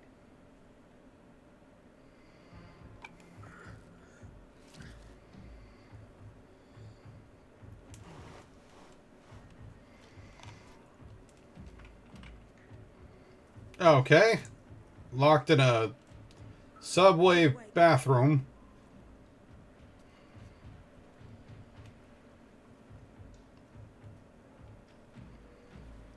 What's going on? What were you doing at our base?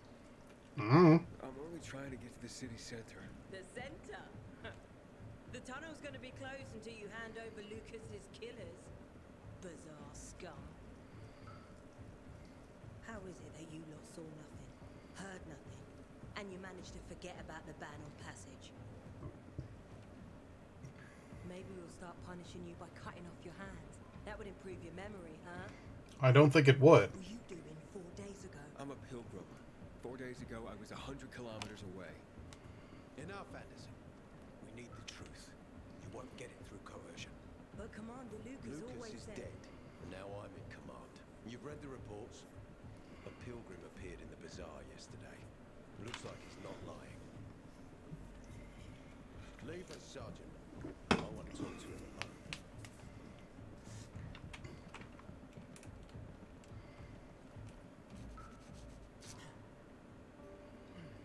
Thank you for that. Where did you come from? Outside the walls. Crossdale River. That's over 1,500 kilometers from here. I run a Actually lot. More than 2,000. The freeway bridges collapsed. There are no straight paths. And you've managed to make it so far away. Impressive. What's it like out there these days? A wild, reasonable person.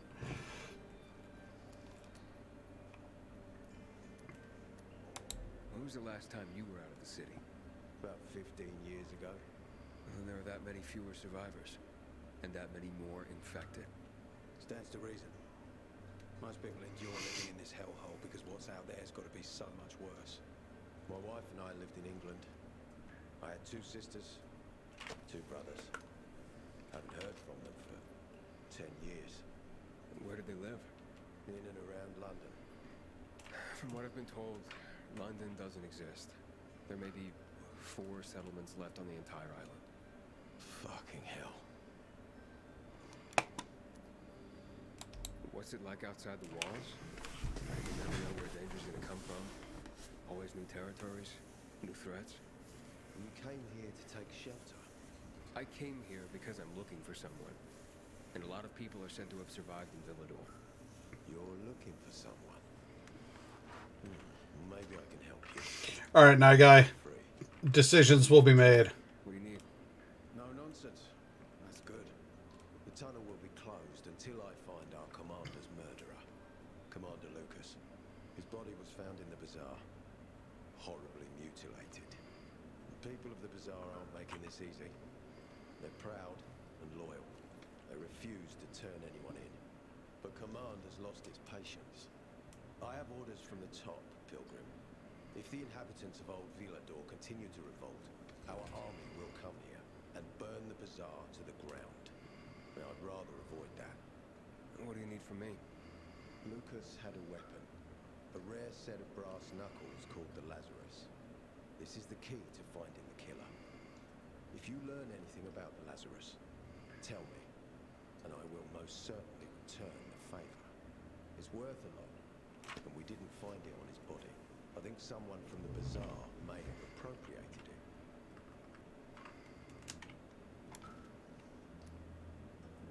And why should I work with you? You attacked me and accused me of murder with no proof whatsoever. Our mistake. You're clearly not the murderer. Why can't you investigate on your own? I hardly know anyone here. That's exactly why you can help me. Nobody will talk to us.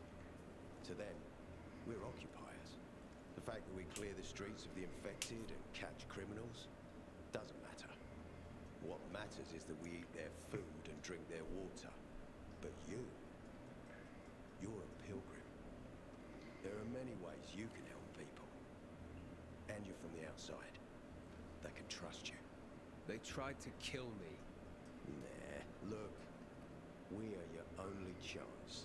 If you want to get to the center, that is. So, will you help me? So, who uses brass knuckles at this point? The leader of a group of paramilitary tough guys. And theoretically, he uses them to extract confessions. So, I got choices that need to be made here. Help him? Alright.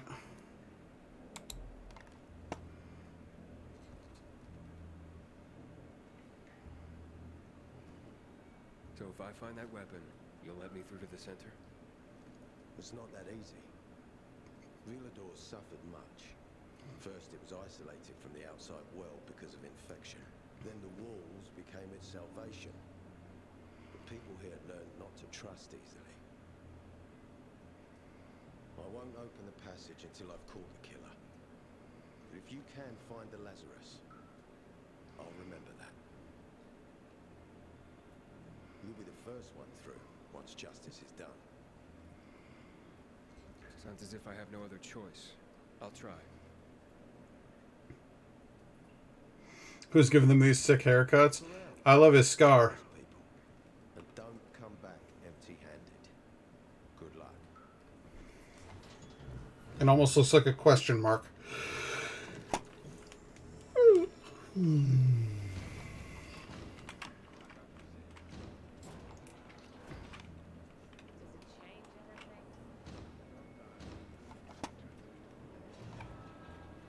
What's up with you, man? I haven't seen a uniform like yours before. I'm a carrier. A carrier? What's that? I belong to the Carriers Guild.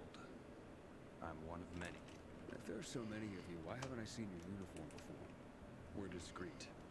We're entrusted with valuable information and therefore keep a low profile. You know, by wearing a badge with our organization's icon on our shoulder. Our Right? headquarters are located in the center, and the only passage right now goes through the subway tunnels. The peacekeepers control the passage and aren't letting anyone in or out of the center right now. Until they do, I'm stranded. That sucks. Especially since I'm in need of some information. I can't help you. We have a strict code of confidentiality. Only our guild master will be authorized to share information. Well, then he's the one I should talk to. Any other ways I can get into the center? Not that I'm aware of. On the surface, the border of the center is a no-man's land. It was devastated in a chemical attack, cutting this district off from the center. The air and ground are poison. Only the most freakish of monsters can survive there. Damn. Well, I'll have to find a way. Somehow. Good luck.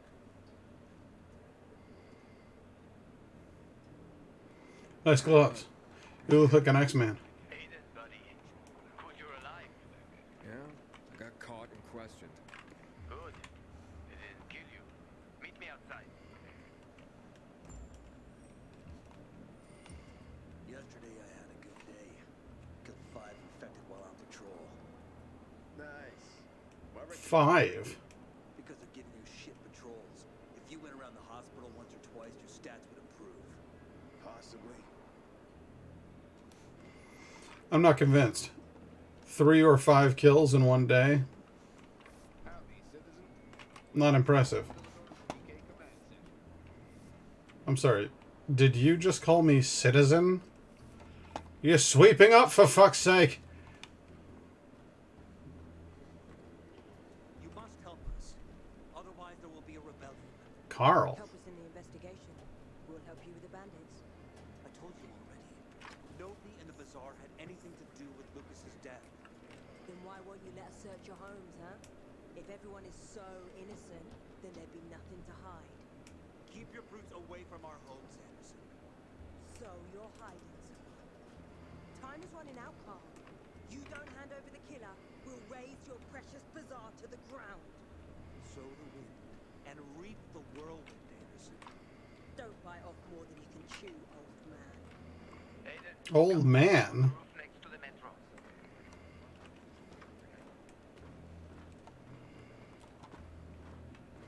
Where are you guys going?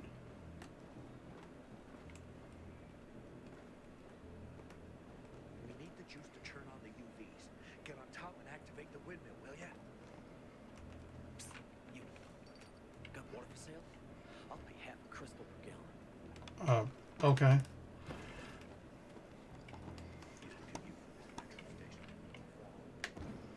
He needs the juice. Let's get him the juice.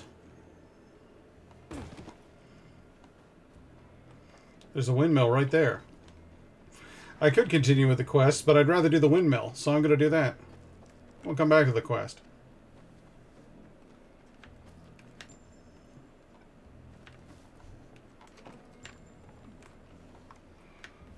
I'll use this children's playground to... Oh, no. No, I won't.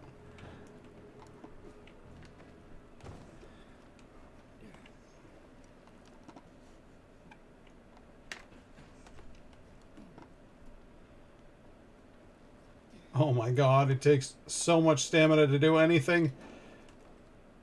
Oh, thank god. Thought I was going to black out before I reached the top.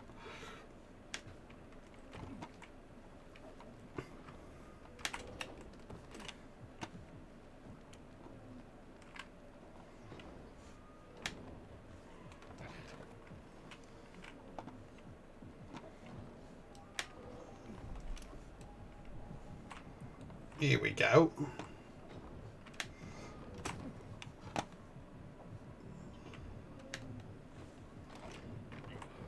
I landed it. Almost passed out from it, but I landed it. Climbing ladders does not require stamina. Fun fact. It's just like real life. Let's put a new fuse in there.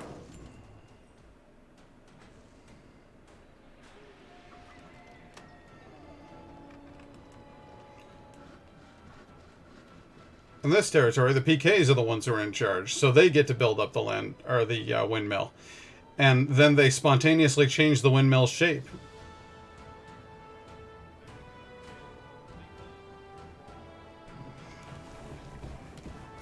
They're like, that kind of windmill shit. We're using this kind of windmill. Okay.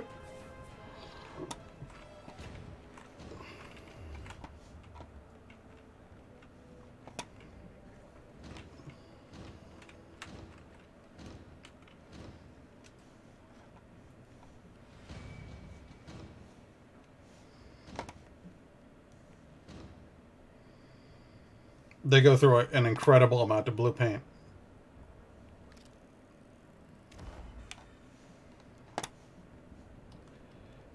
It's actually the single most important resource in the PK economy is anything that can be crushed down to make blue paint.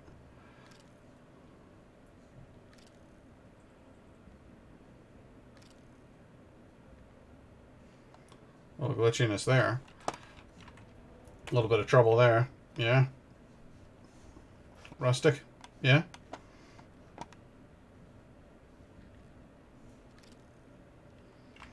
Zoom in on the damn thing. There you go. Okay, cool. Alright, now let's go meet with Captain Stubane.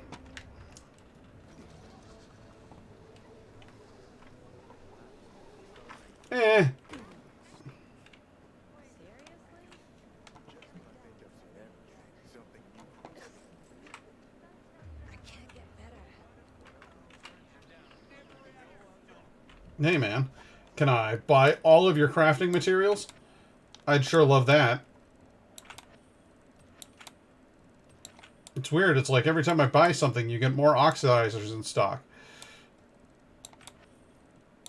But I won't need any of them for a long time, so I'm gonna go ahead and skip out on them and focus on this shit.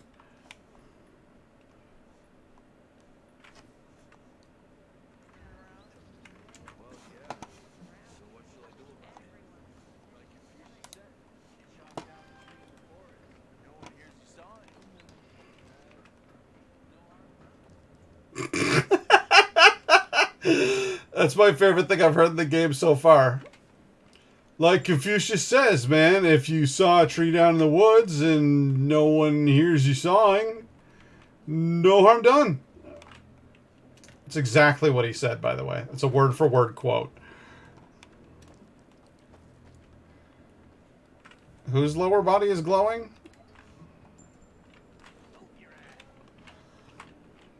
Oh, listen, fellas. I'm gonna level with you. I've had about enough of this shit.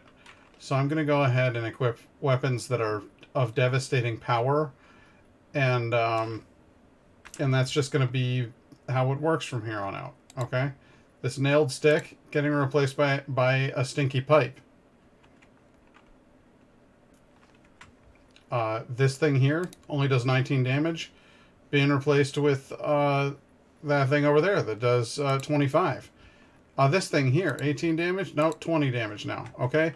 The point is, I'm tired of everybody fucking around, and I'm much more interested in having some of y'all find out.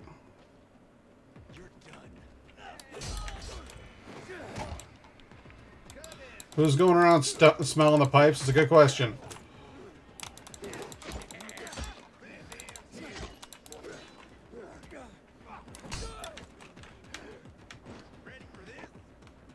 Y'all ready for this? Don't.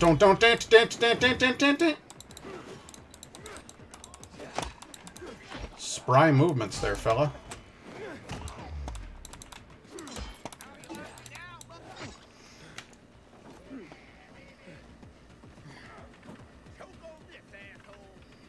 Choke on this, asshole.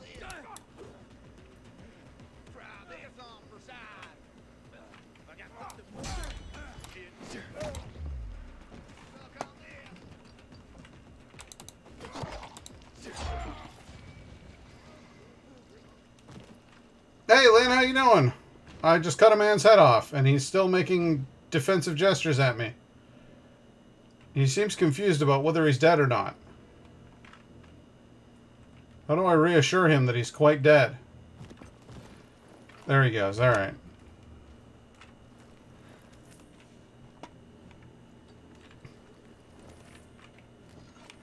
Sorry about all the merciless killing. You know how it is.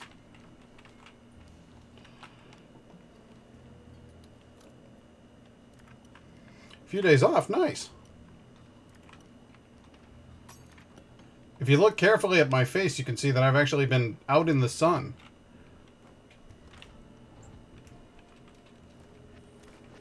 A bag of rice. Sweet. Aw, man, no, I just took my inhaler. I don't want an inhaler.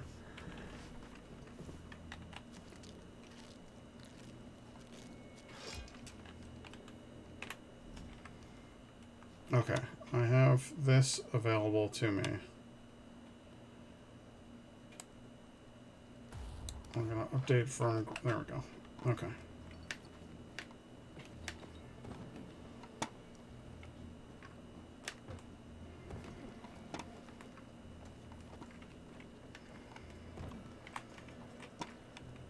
If anyone appreciates vigilantism, it's me. Let the bodies hit the floor. Let the bodies hit the floor. That's how the song goes, right? A random pig shows up in the middle of it.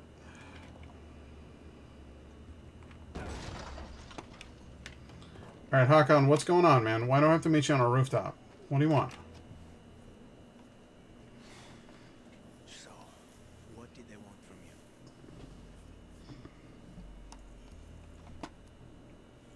If you'd been there like you said you'd be, Oh, I did my best. I didn't know there was anyone else in the tunnel. Lucas's death is a big deal. They love this motherfucker like a father. Ator doesn't have Lucas's charisma. He's gonna have problems. Ader said he might let me through to the center. It's a pig. What? What are you supposed to help him with? He wants me to find Lucas's weapon, the Lazarus. Went missing from the crime scene. He believes finding it will help find the killer. The Lazarus, huh? Fancy set of brass knuckles, right? I know a guy who trades stolen goods and other shit he gets from thieves. A fence? Part-time fence, full-time scammer, an artless one too. He's got half the city after him for debt right now. If anyone in Villador is fool enough to buy a peacekeeper weapon, him. What's his name? Hubert Cavazzos, also known as Half-Ass Hubie. Every day he sets up shop at the nearby windmill and waits for customers. Probably selling booze and weed to the PKs. If you want to find the Lazarus, talk with Hubie. I'll chase down some other leads. Okay, let's keep in touch. I'm feeling like that might not be a bad idea, Lynn.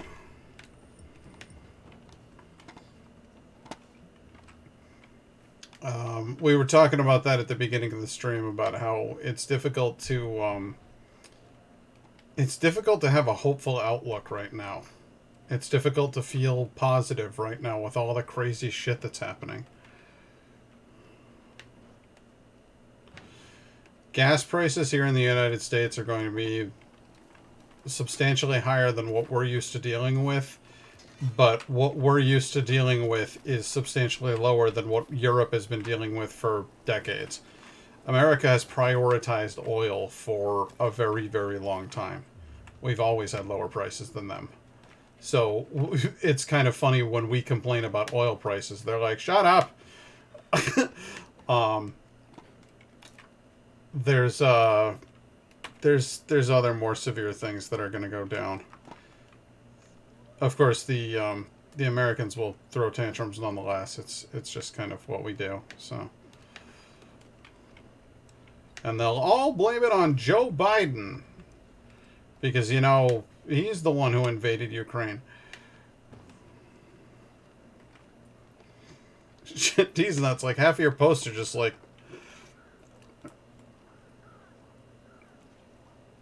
Same with electric and home heating gas here going up 50%. Oh my fucking god. They're fucking idiots and drive gigantic trucks. Yeah, well that's on them. I'm thrilled that I drive my little fucking Hyundai Accent.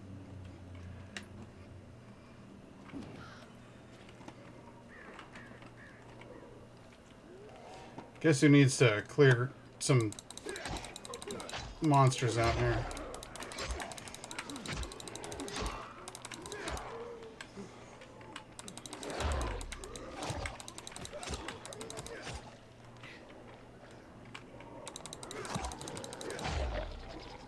Doing the story mission is all well and good, but this game absolutely rewards assing about for a while. It's vitally important that you explore and gather resources and stuff. Because otherwise you're going to be massively underpowered in any fight, really.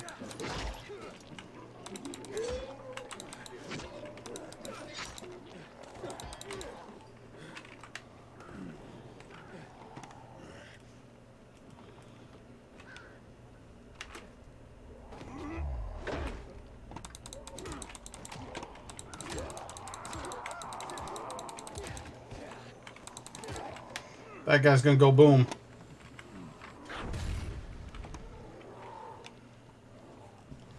Took out a lot of people with him. Oh shit, there were two. Used to drive a truck back in college and high school. Yeah, I know. My coworkers are gonna be bitching because I got a couple of truck drivers.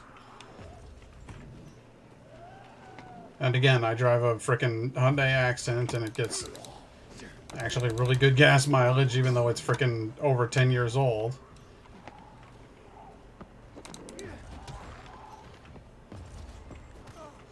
Oh, hey there. What are you up to? Gee, fucking... Okay, so everybody settle down.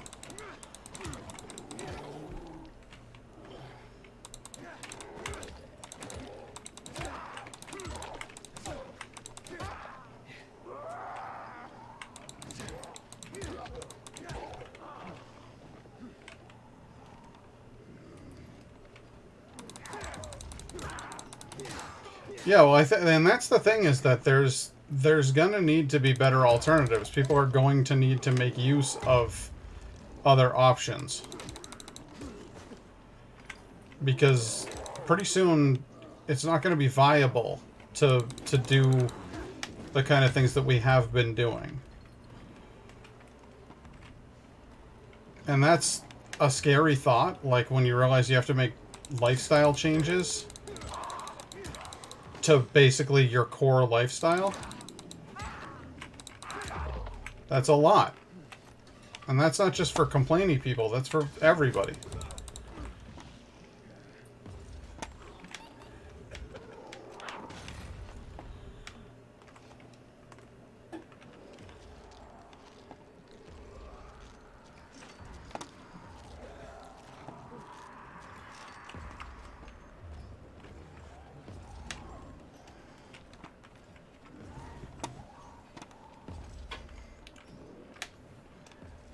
I got a bike. I'll ride a bike. Get out.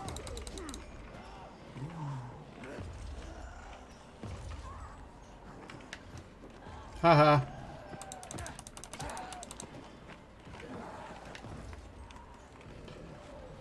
Not in the snow, no.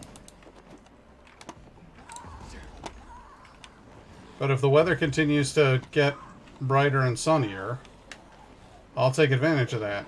I'll ride my bike.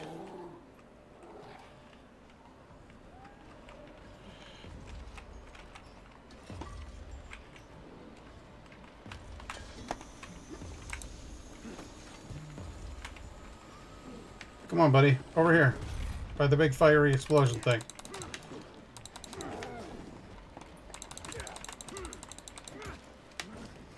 I've never had this much trouble with one of these things.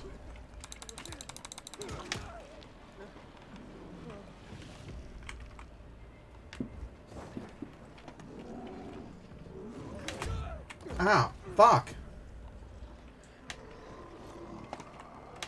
He doesn't care. He'll hit me right on top of the truck.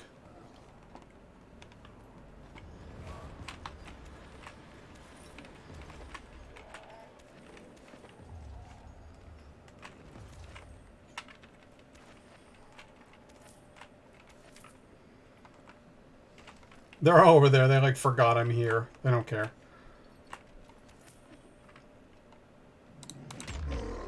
Sit your ass down.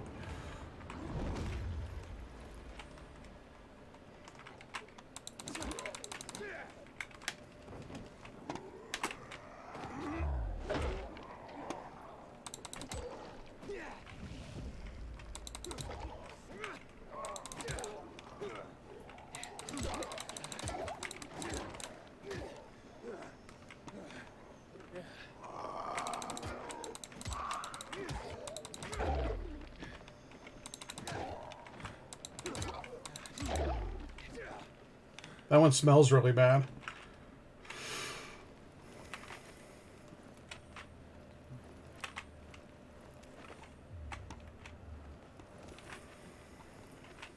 But yeah, everything's going to get really weird for a while, I think.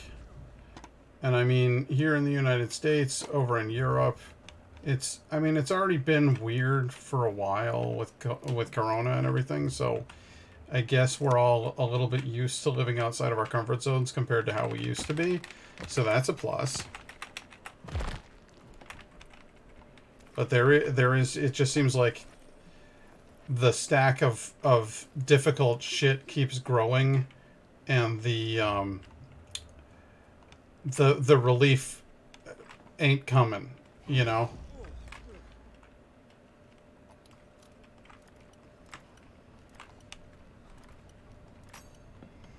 Come on.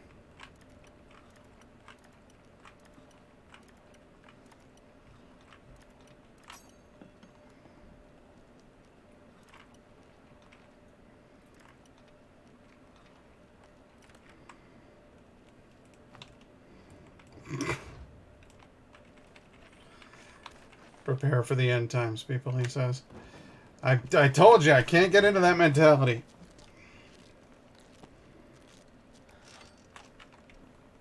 Imagine being a kid and growing up in this. I can't. I can't imagine what that would be like.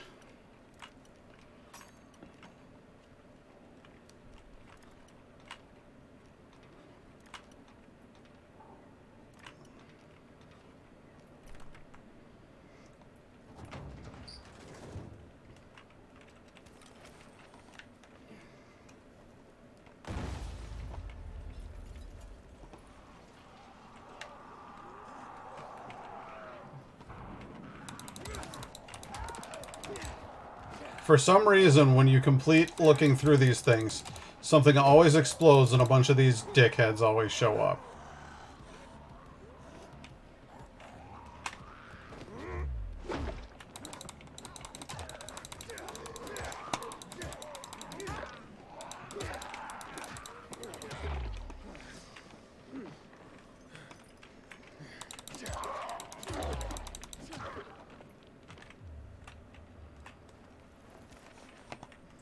But that's okay, because that just gives you more trophies for killing uncommon infected, so it works out to your benefit, actually.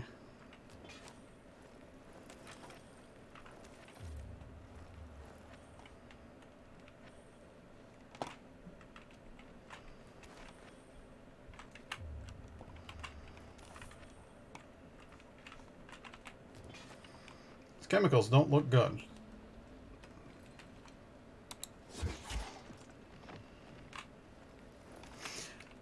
There's nothing quite like the sound of a crumpling body in this game.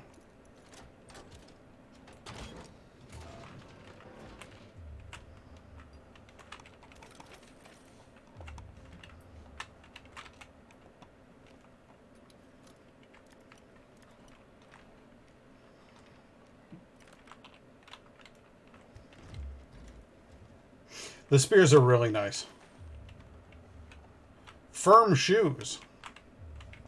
I just got a unique pair of sneakers. I'm going to try putting those on.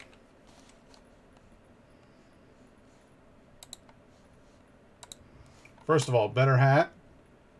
Yes, in literally every way. Thank you.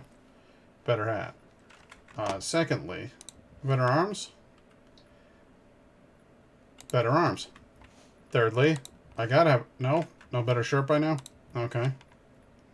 I don't buy that, but whatever. The best pants, the very best in pants, and substantially improved shoes. Cool. That'll boost my experience gain in parkour and combat, which is nice. Does it get bitterly cold? I feel like the winter in Ireland has to be, like, fairly intense, but also compared to our own here in Syracuse, I don't think it can actually be that bad. Give me benefits too. Seeing the outfits in the first game, especially the ones with severe amounts of armor, gave me no benefits. Yeah, that was kind of a weird thing that they did, where it was like, we're going to give you this outfit that looks like a suit of armor, but it's not actually going to do anything to make you stronger or faster or whatever. It's not going to make you have more defensive capability. It's literally just an aesthetic.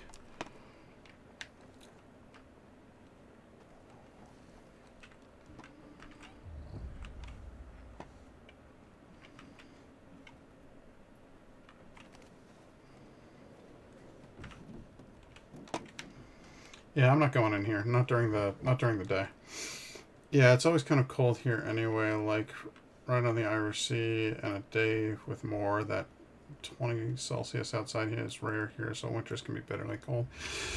Oh, well, shut my mouth.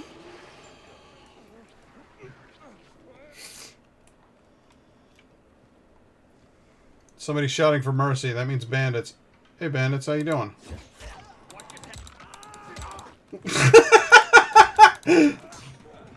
It's the best possible combination of sounds. What just happened? Ah!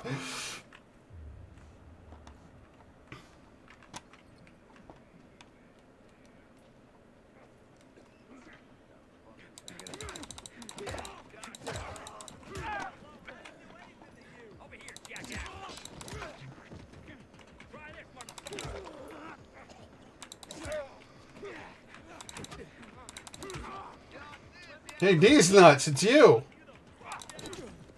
Stop hitting me, D's nuts.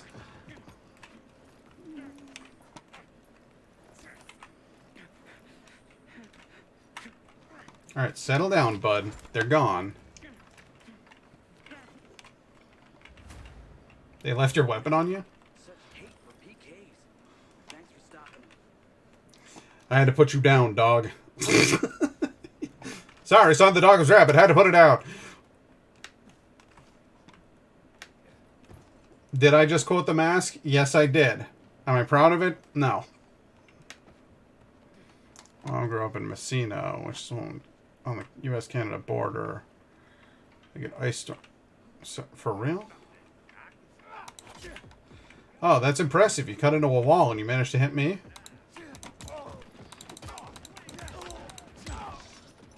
Sit your ass down.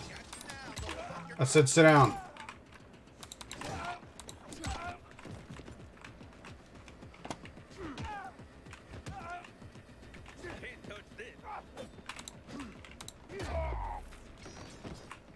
Look, everybody, MC Hammer.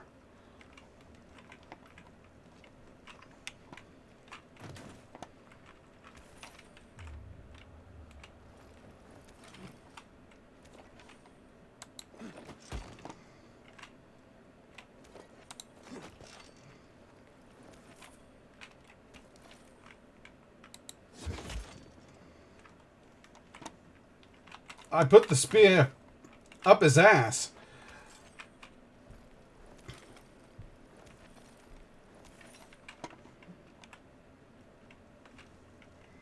Negative 40 Fahrenheit equals negative 60 or negative 40 Celsius? What an odd statistic. I don't think that's how it works.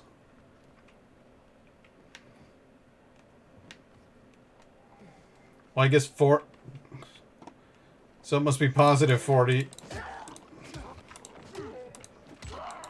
Positive 40 and negative 40 must be the same then. Maybe they're not.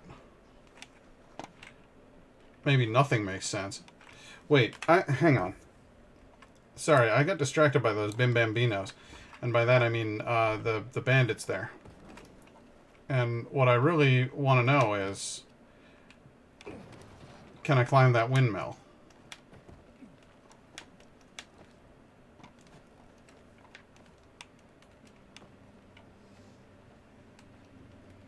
Because you know I love me a good windmill.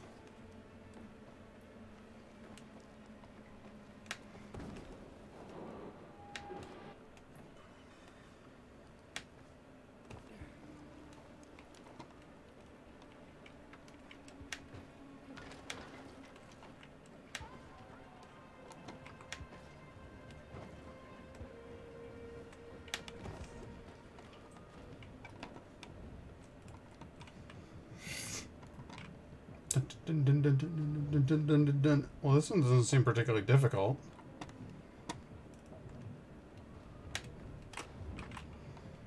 Seems like I just have to jump up there. And then make a minor hop across. And then... Well, that was really easy.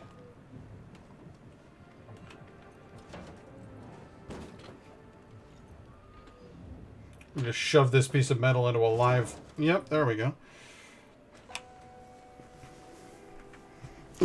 Windmill climbing simulator. I would play that game all day. If that was an actual game, I'd be all about that shit. It hasn't been assigned to a faction yet, but it will be in good time. All in good time, my friends. In the meantime, let's get the lay of the land.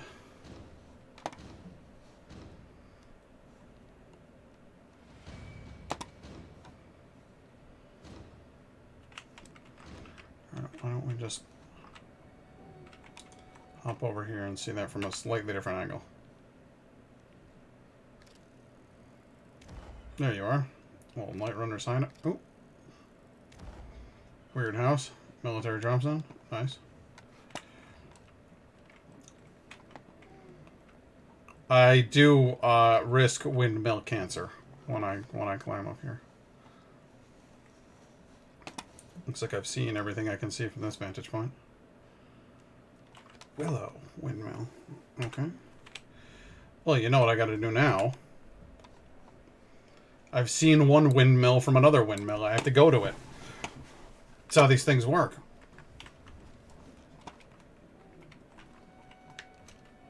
Yeah. What am I holding on to?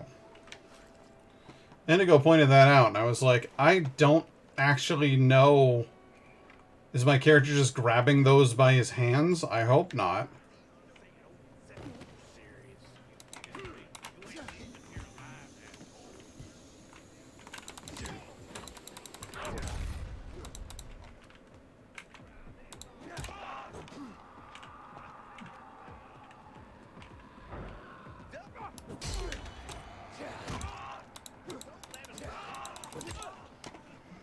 See if you guys can deal with the virals that show up. I just hit a motherfucker with another motherfucker. Oh no. Throwing knives? Not cool, fellas. Not cool. Friend's getting shredded up behind you.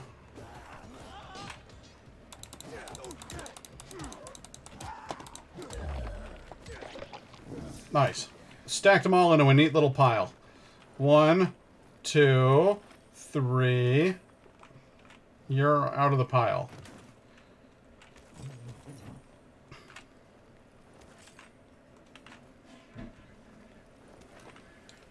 There's got to be, like, it's got to be your weapon that you toss up above you and hold on or something like that, but because nothing else really makes sense. Because I don't have a gun. It's that one guy that ruins the body pile. Agreed. The nerve.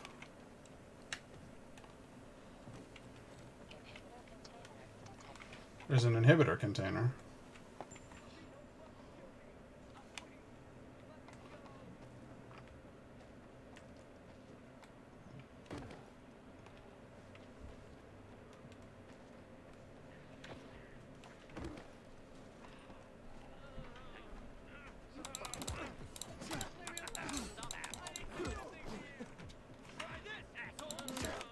Try this, asshole? Well, I'll give it a shot, but I can't promise nothing.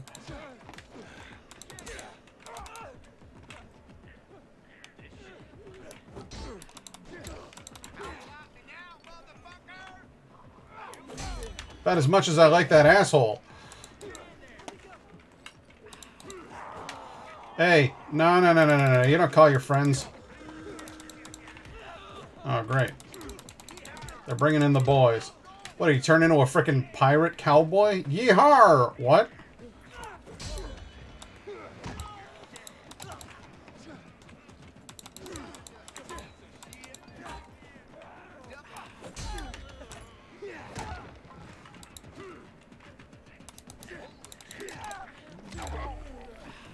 I feel like you guys didn't think any of this out.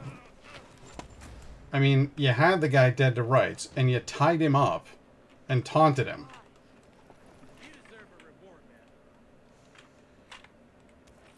Meanwhile, these fucking guys just standing over here like a couple of assholes.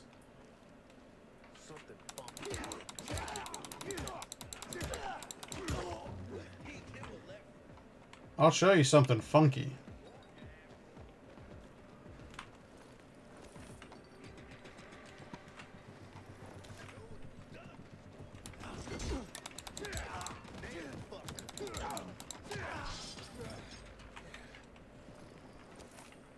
Alright, so what we've established is that there are entirely too many bandits in this area. Am I right in that description? I don't like it over here. It's gross.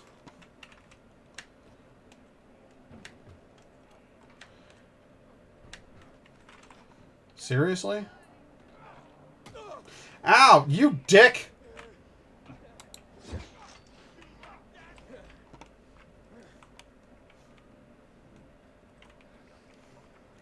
Is there another group of dudes over there? Because I'm pretty sure there's another. It's just Bandit City. This whole area is just insane and lawless.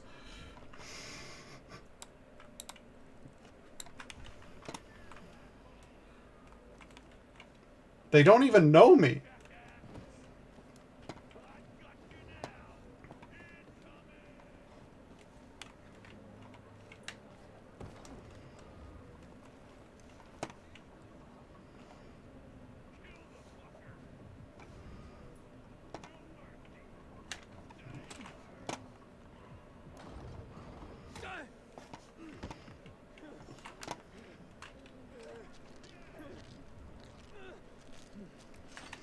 don't even know where you are.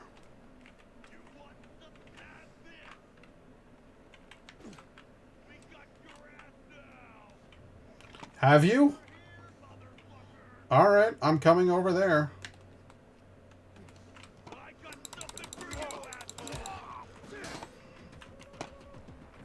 That's racist.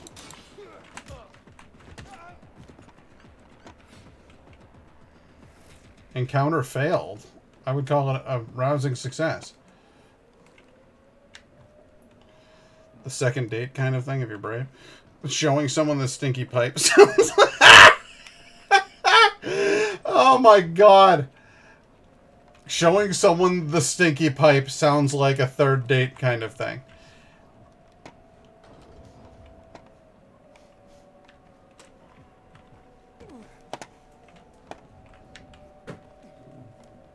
I hate that. I hate the whole everything about the words that you used. My least favorite part was the things that you said.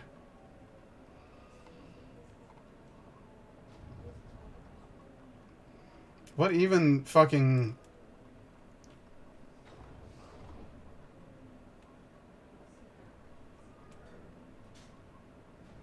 Okay, that would have been the time to go. Okay, so we wait for that, then we go like this, then we go up.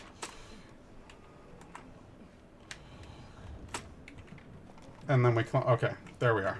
Good, good, good. Mission accomplished. Getting dark out here.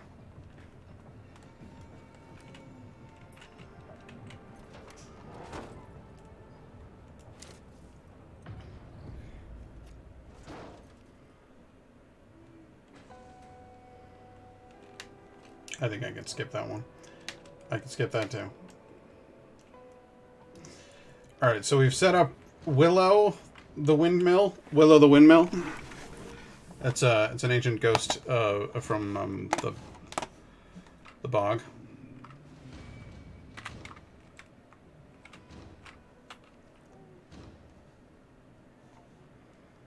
It's some sort of bandit camp. It's fun. Looks fun. It looks like a fun place to visit.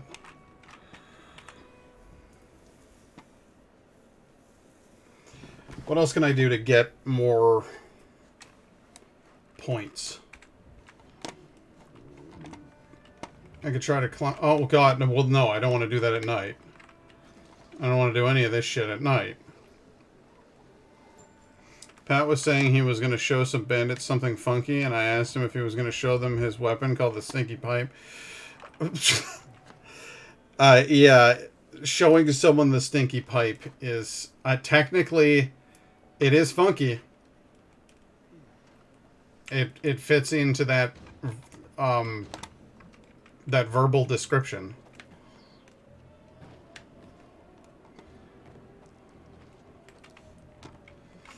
All right, let's see. I think I leveled something up. Good. Okay, I leveled you up. Can I? All I want is the drop kick. I need to up the drop kick by like a lot. Do I want that? I don't want the power attack. Do I want the perfect dodge? Perfect dodge, perfect parry. Yeah, I want the perfect parry. There we go. What else can I do that can get me points? Points, points, points, points, points.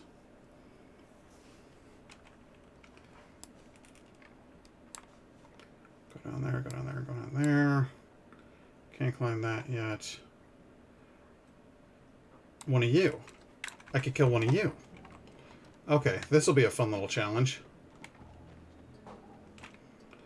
These are actually really hard at the beginning.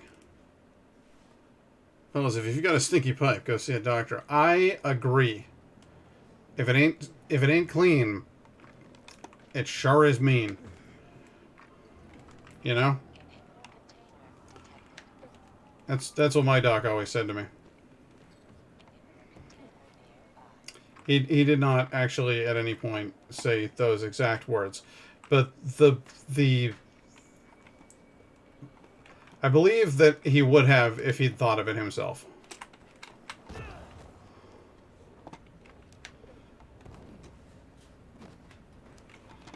Alright, we're going to try to take on this GRE anomaly. These things are tough.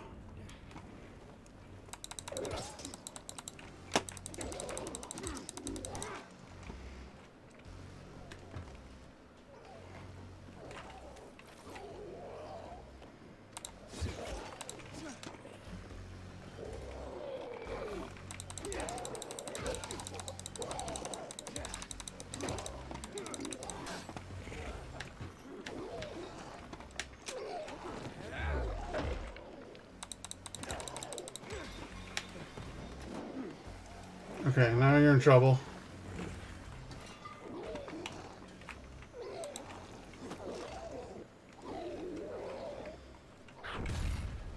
That hit him. That hit him like a sack of goddamn potatoes.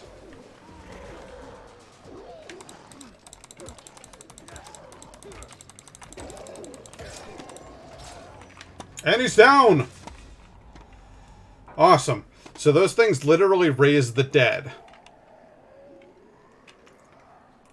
So they stand on those piles of dead bodies and rain toxic chemicals on them until those dead bodies stand back up.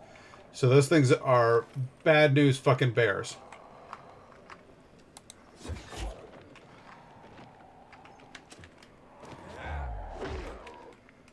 But when you kill one of them, first of all, it's a unique infected type. So you can pick up the body and get a nice token for it, which is good. And then secondly, it unlocks these things around them, the little crates. So I can get all up in here, and there's inhibitors in there. And you know, those inhibitors, they make me so much stronger. The GRE anomaly might have a slight headache. After what I just put him through. Well, I showed him the stinky pipe over and over again. So that'd be enough to take it out of just about anybody.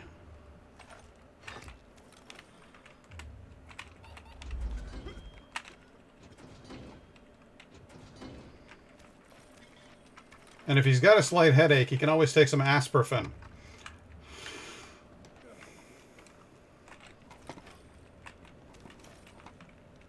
Which is what I recommend to anybody suffering from that issue. Asperfen. It's not just for your mother anymore.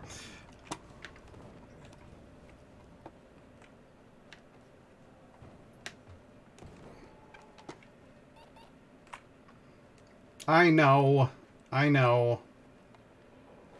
I'm running low on immunity. I really... Fuck. Alright, and it hurt. Awesome. It's just what you want.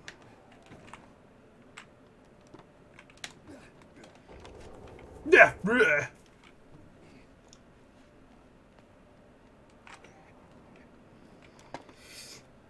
Getting the UV lights. Oh, yeah. There we go. I'm so immune. Oh, yeah. Ass poofing. Some sort of spray you use to ward assholes off. Or, alternatively, perhaps it's just a very good way to keep everything down there fresh.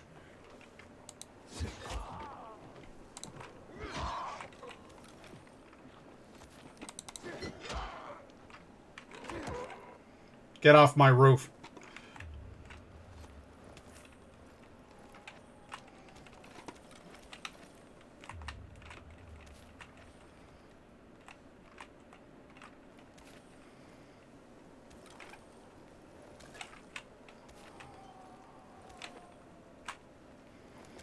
There's a lot of bad things happening out there in the dark.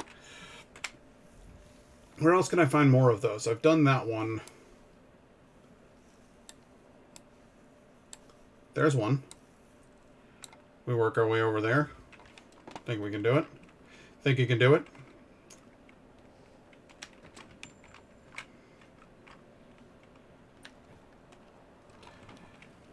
And along the way...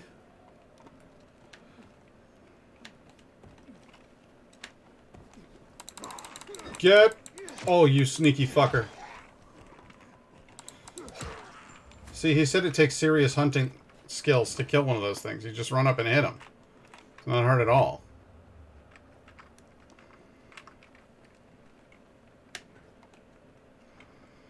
Ass poofing. Try it today.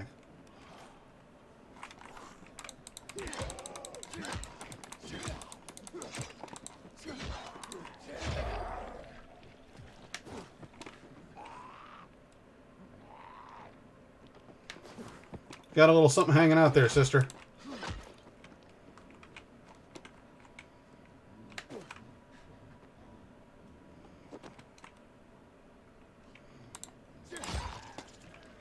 Never seen a more patient zombie. Phil, what's happening? What's happening?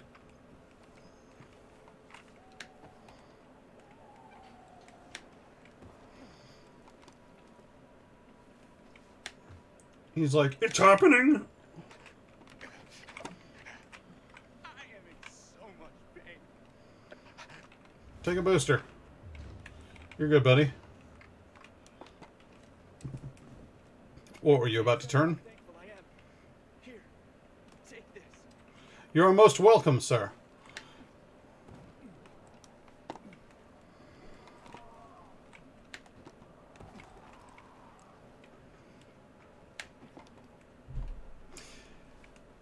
So here is what I've decided.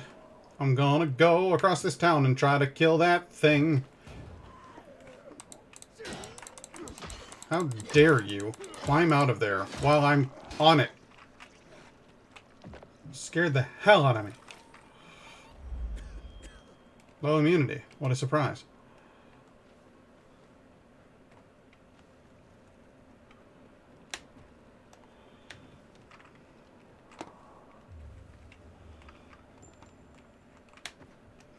I could take my inhaler to deal with that. Oh, piss off. Oh, wow, there's quite a lot of you. Okay.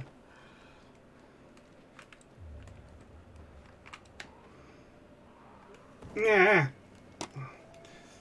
That will, like, make your gut actually drop. It's very weird.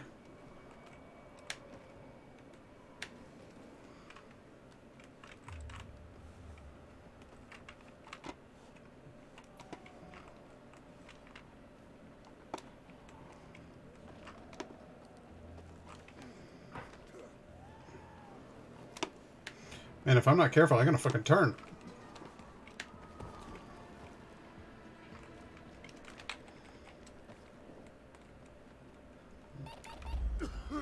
Yeah, I got that. I got a minute before I turn. Hey, look at all that blue light down there. I'm gonna land on a truck. Land on the truck. Okay, there we go. Alright, no matter how far it is, I can run this. 51 seconds. 49 seconds. 48 seconds.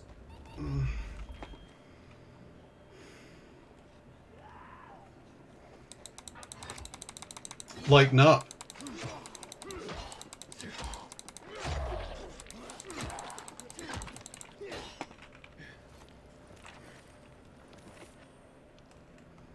Good, alright. Now let's go to the fucking dead thing.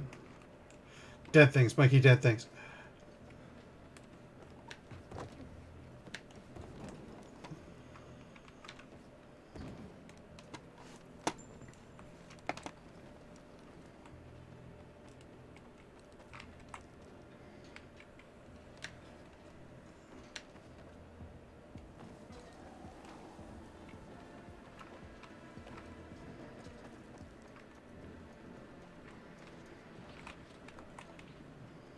Shit.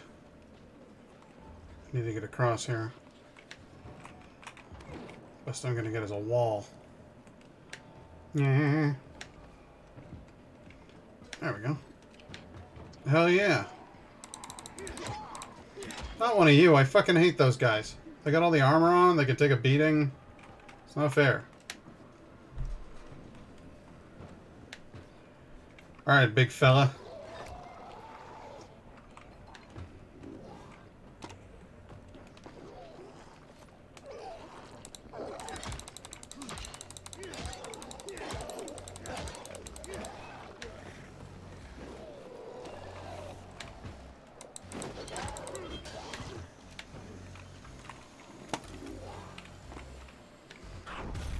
shit, he got away.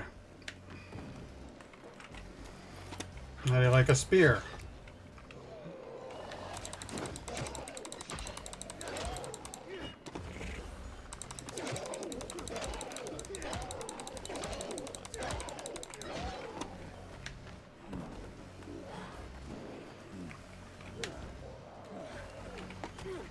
Ow! The fuck?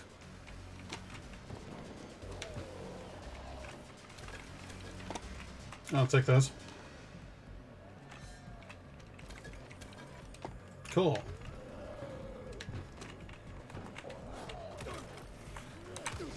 Nah!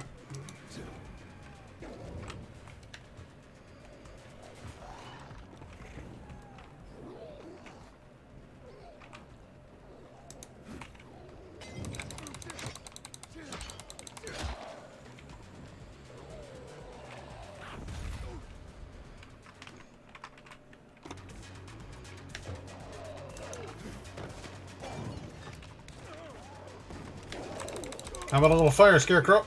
Fuck, I'm gonna burn to death. I need to get over here.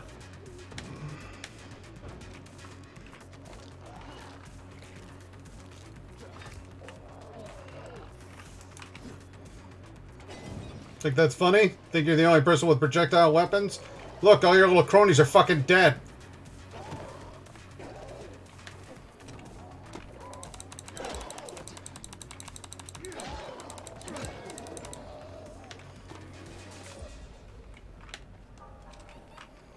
It's a satisfying goddamn battle to fight. Those things are terrific opponents. I absolutely love them.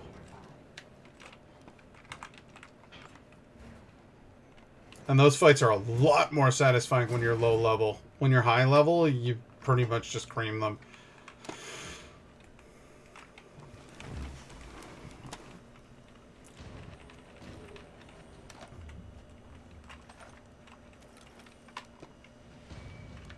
I was gonna say, that has to be enough inhibitors for an upgrade, right?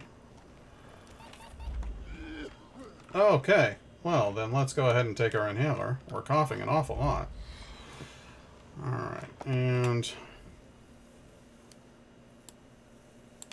that worked out. That was pretty good. Any more of those guys around? Well, I don't know. It's getting pretty close to 6 anyway. So I think I'm going to call it. Hey Siri, bright. Okay. There we go. Alright. I think I'm going to call it a night because we did a bunch of bad guy killing. We did a bunch of exploring. We completed some story missions. I'm thinking, is anybody, first of all, is anybody still out there actually listening, watching, anything like that? Okay. So I've got some questions because I'm guessing, you know, the story stuff is interesting to you. How much fun is the rest of this game to watch? Because what I could do is I could do all of the grindy stuff off camera while nobody's looking. You know what I mean? Like, if I've already done something before, like one of those big monster battles that I just did, how fun is it to watch over and over and over again? You know? So I could do the rest of those off camera and have my character powered up a little bit and be like, you know, the next time you guys watch, I can be like, hey, we've gotten a little further with Aiden's, you know, skills and abilities and stuff, and now we're ready to do this. Or I could just do a straight playthrough of the game. But if I do a straight playthrough of the game, I'm telling you guys, on my main campaign, I have put 80 plus hours into this game. It's enormous. And I just can't fathom anybody actually wanting to watch through all of that. Like, there's just so much extra battle content and stuff. Oh, well, that's fair. I just think the storyline of the game is interesting. I think that's probably what I'm going to do with this game, just because I think it's too fucking much. I think I'll do a couple of missions on screen, like a couple of side missions on screen, just so you guys can get a taste of what it's like.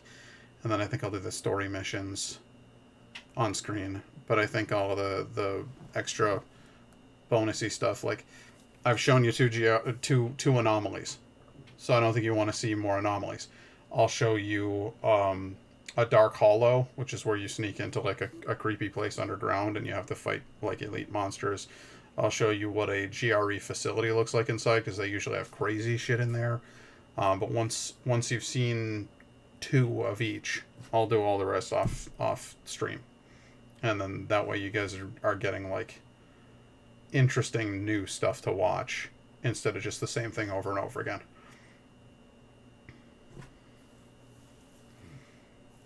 Well, this game's got some fantastic design on it. So, seriously, what you're seeing me play as right now is nothing like the way that I play the game at higher levels, because you have newer abilities that make it so that your character moves differently, faster, more efficiently. Half of the time, I'm using a hang glider to fly around the city now. I don't do parkour anywhere near as much as I used to. I still do it, but the hang glider speeds up travel a great deal. Now there's a grappling hook as well. It's incredibly well done. The story itself is a little janky at times. It feels like they kind of chopped and screwed it. At times they're like, hey, we were planning on doing this with the story. We were going to have it go in this direction. We have these characters. We have these set pieces to work with, and we've decided that we want to clip them together in this order. They kind of wrote the story around the environment to some extent. And I kind of feel that while I'm playing through the main storyline. But when you're trying to do a story that has branches where you make a decision and you might end up working with this team, or you might end up working with that team, and then from those branches you might end up doing this, it doesn't always fit together perfectly in final execution, and I think they might have had a little bit of trouble with that. But otherwise, I'd say that, the voice acting and stuff in it is great. The storytelling's fun. You're constantly engaged, and after I think it said I played 89 hours on the main character's campaign. Subtract 5 of that for time I left the game running idly in the background while I was doing something else by accident. At the most 10. But I've sunk close to 90 hours into this game and I'm not bored of it yet. So, that's the scoop. Keep it here, kids. I'll see you next time. Next time's probably going to be next Sunday. It's probably going to be a solid week. And at some point or another, I'm going to need a fucking pack. Because we're moving. We got movers coming on April 2nd. So, have a good night, Lynn. Thanks, everybody else. See ya.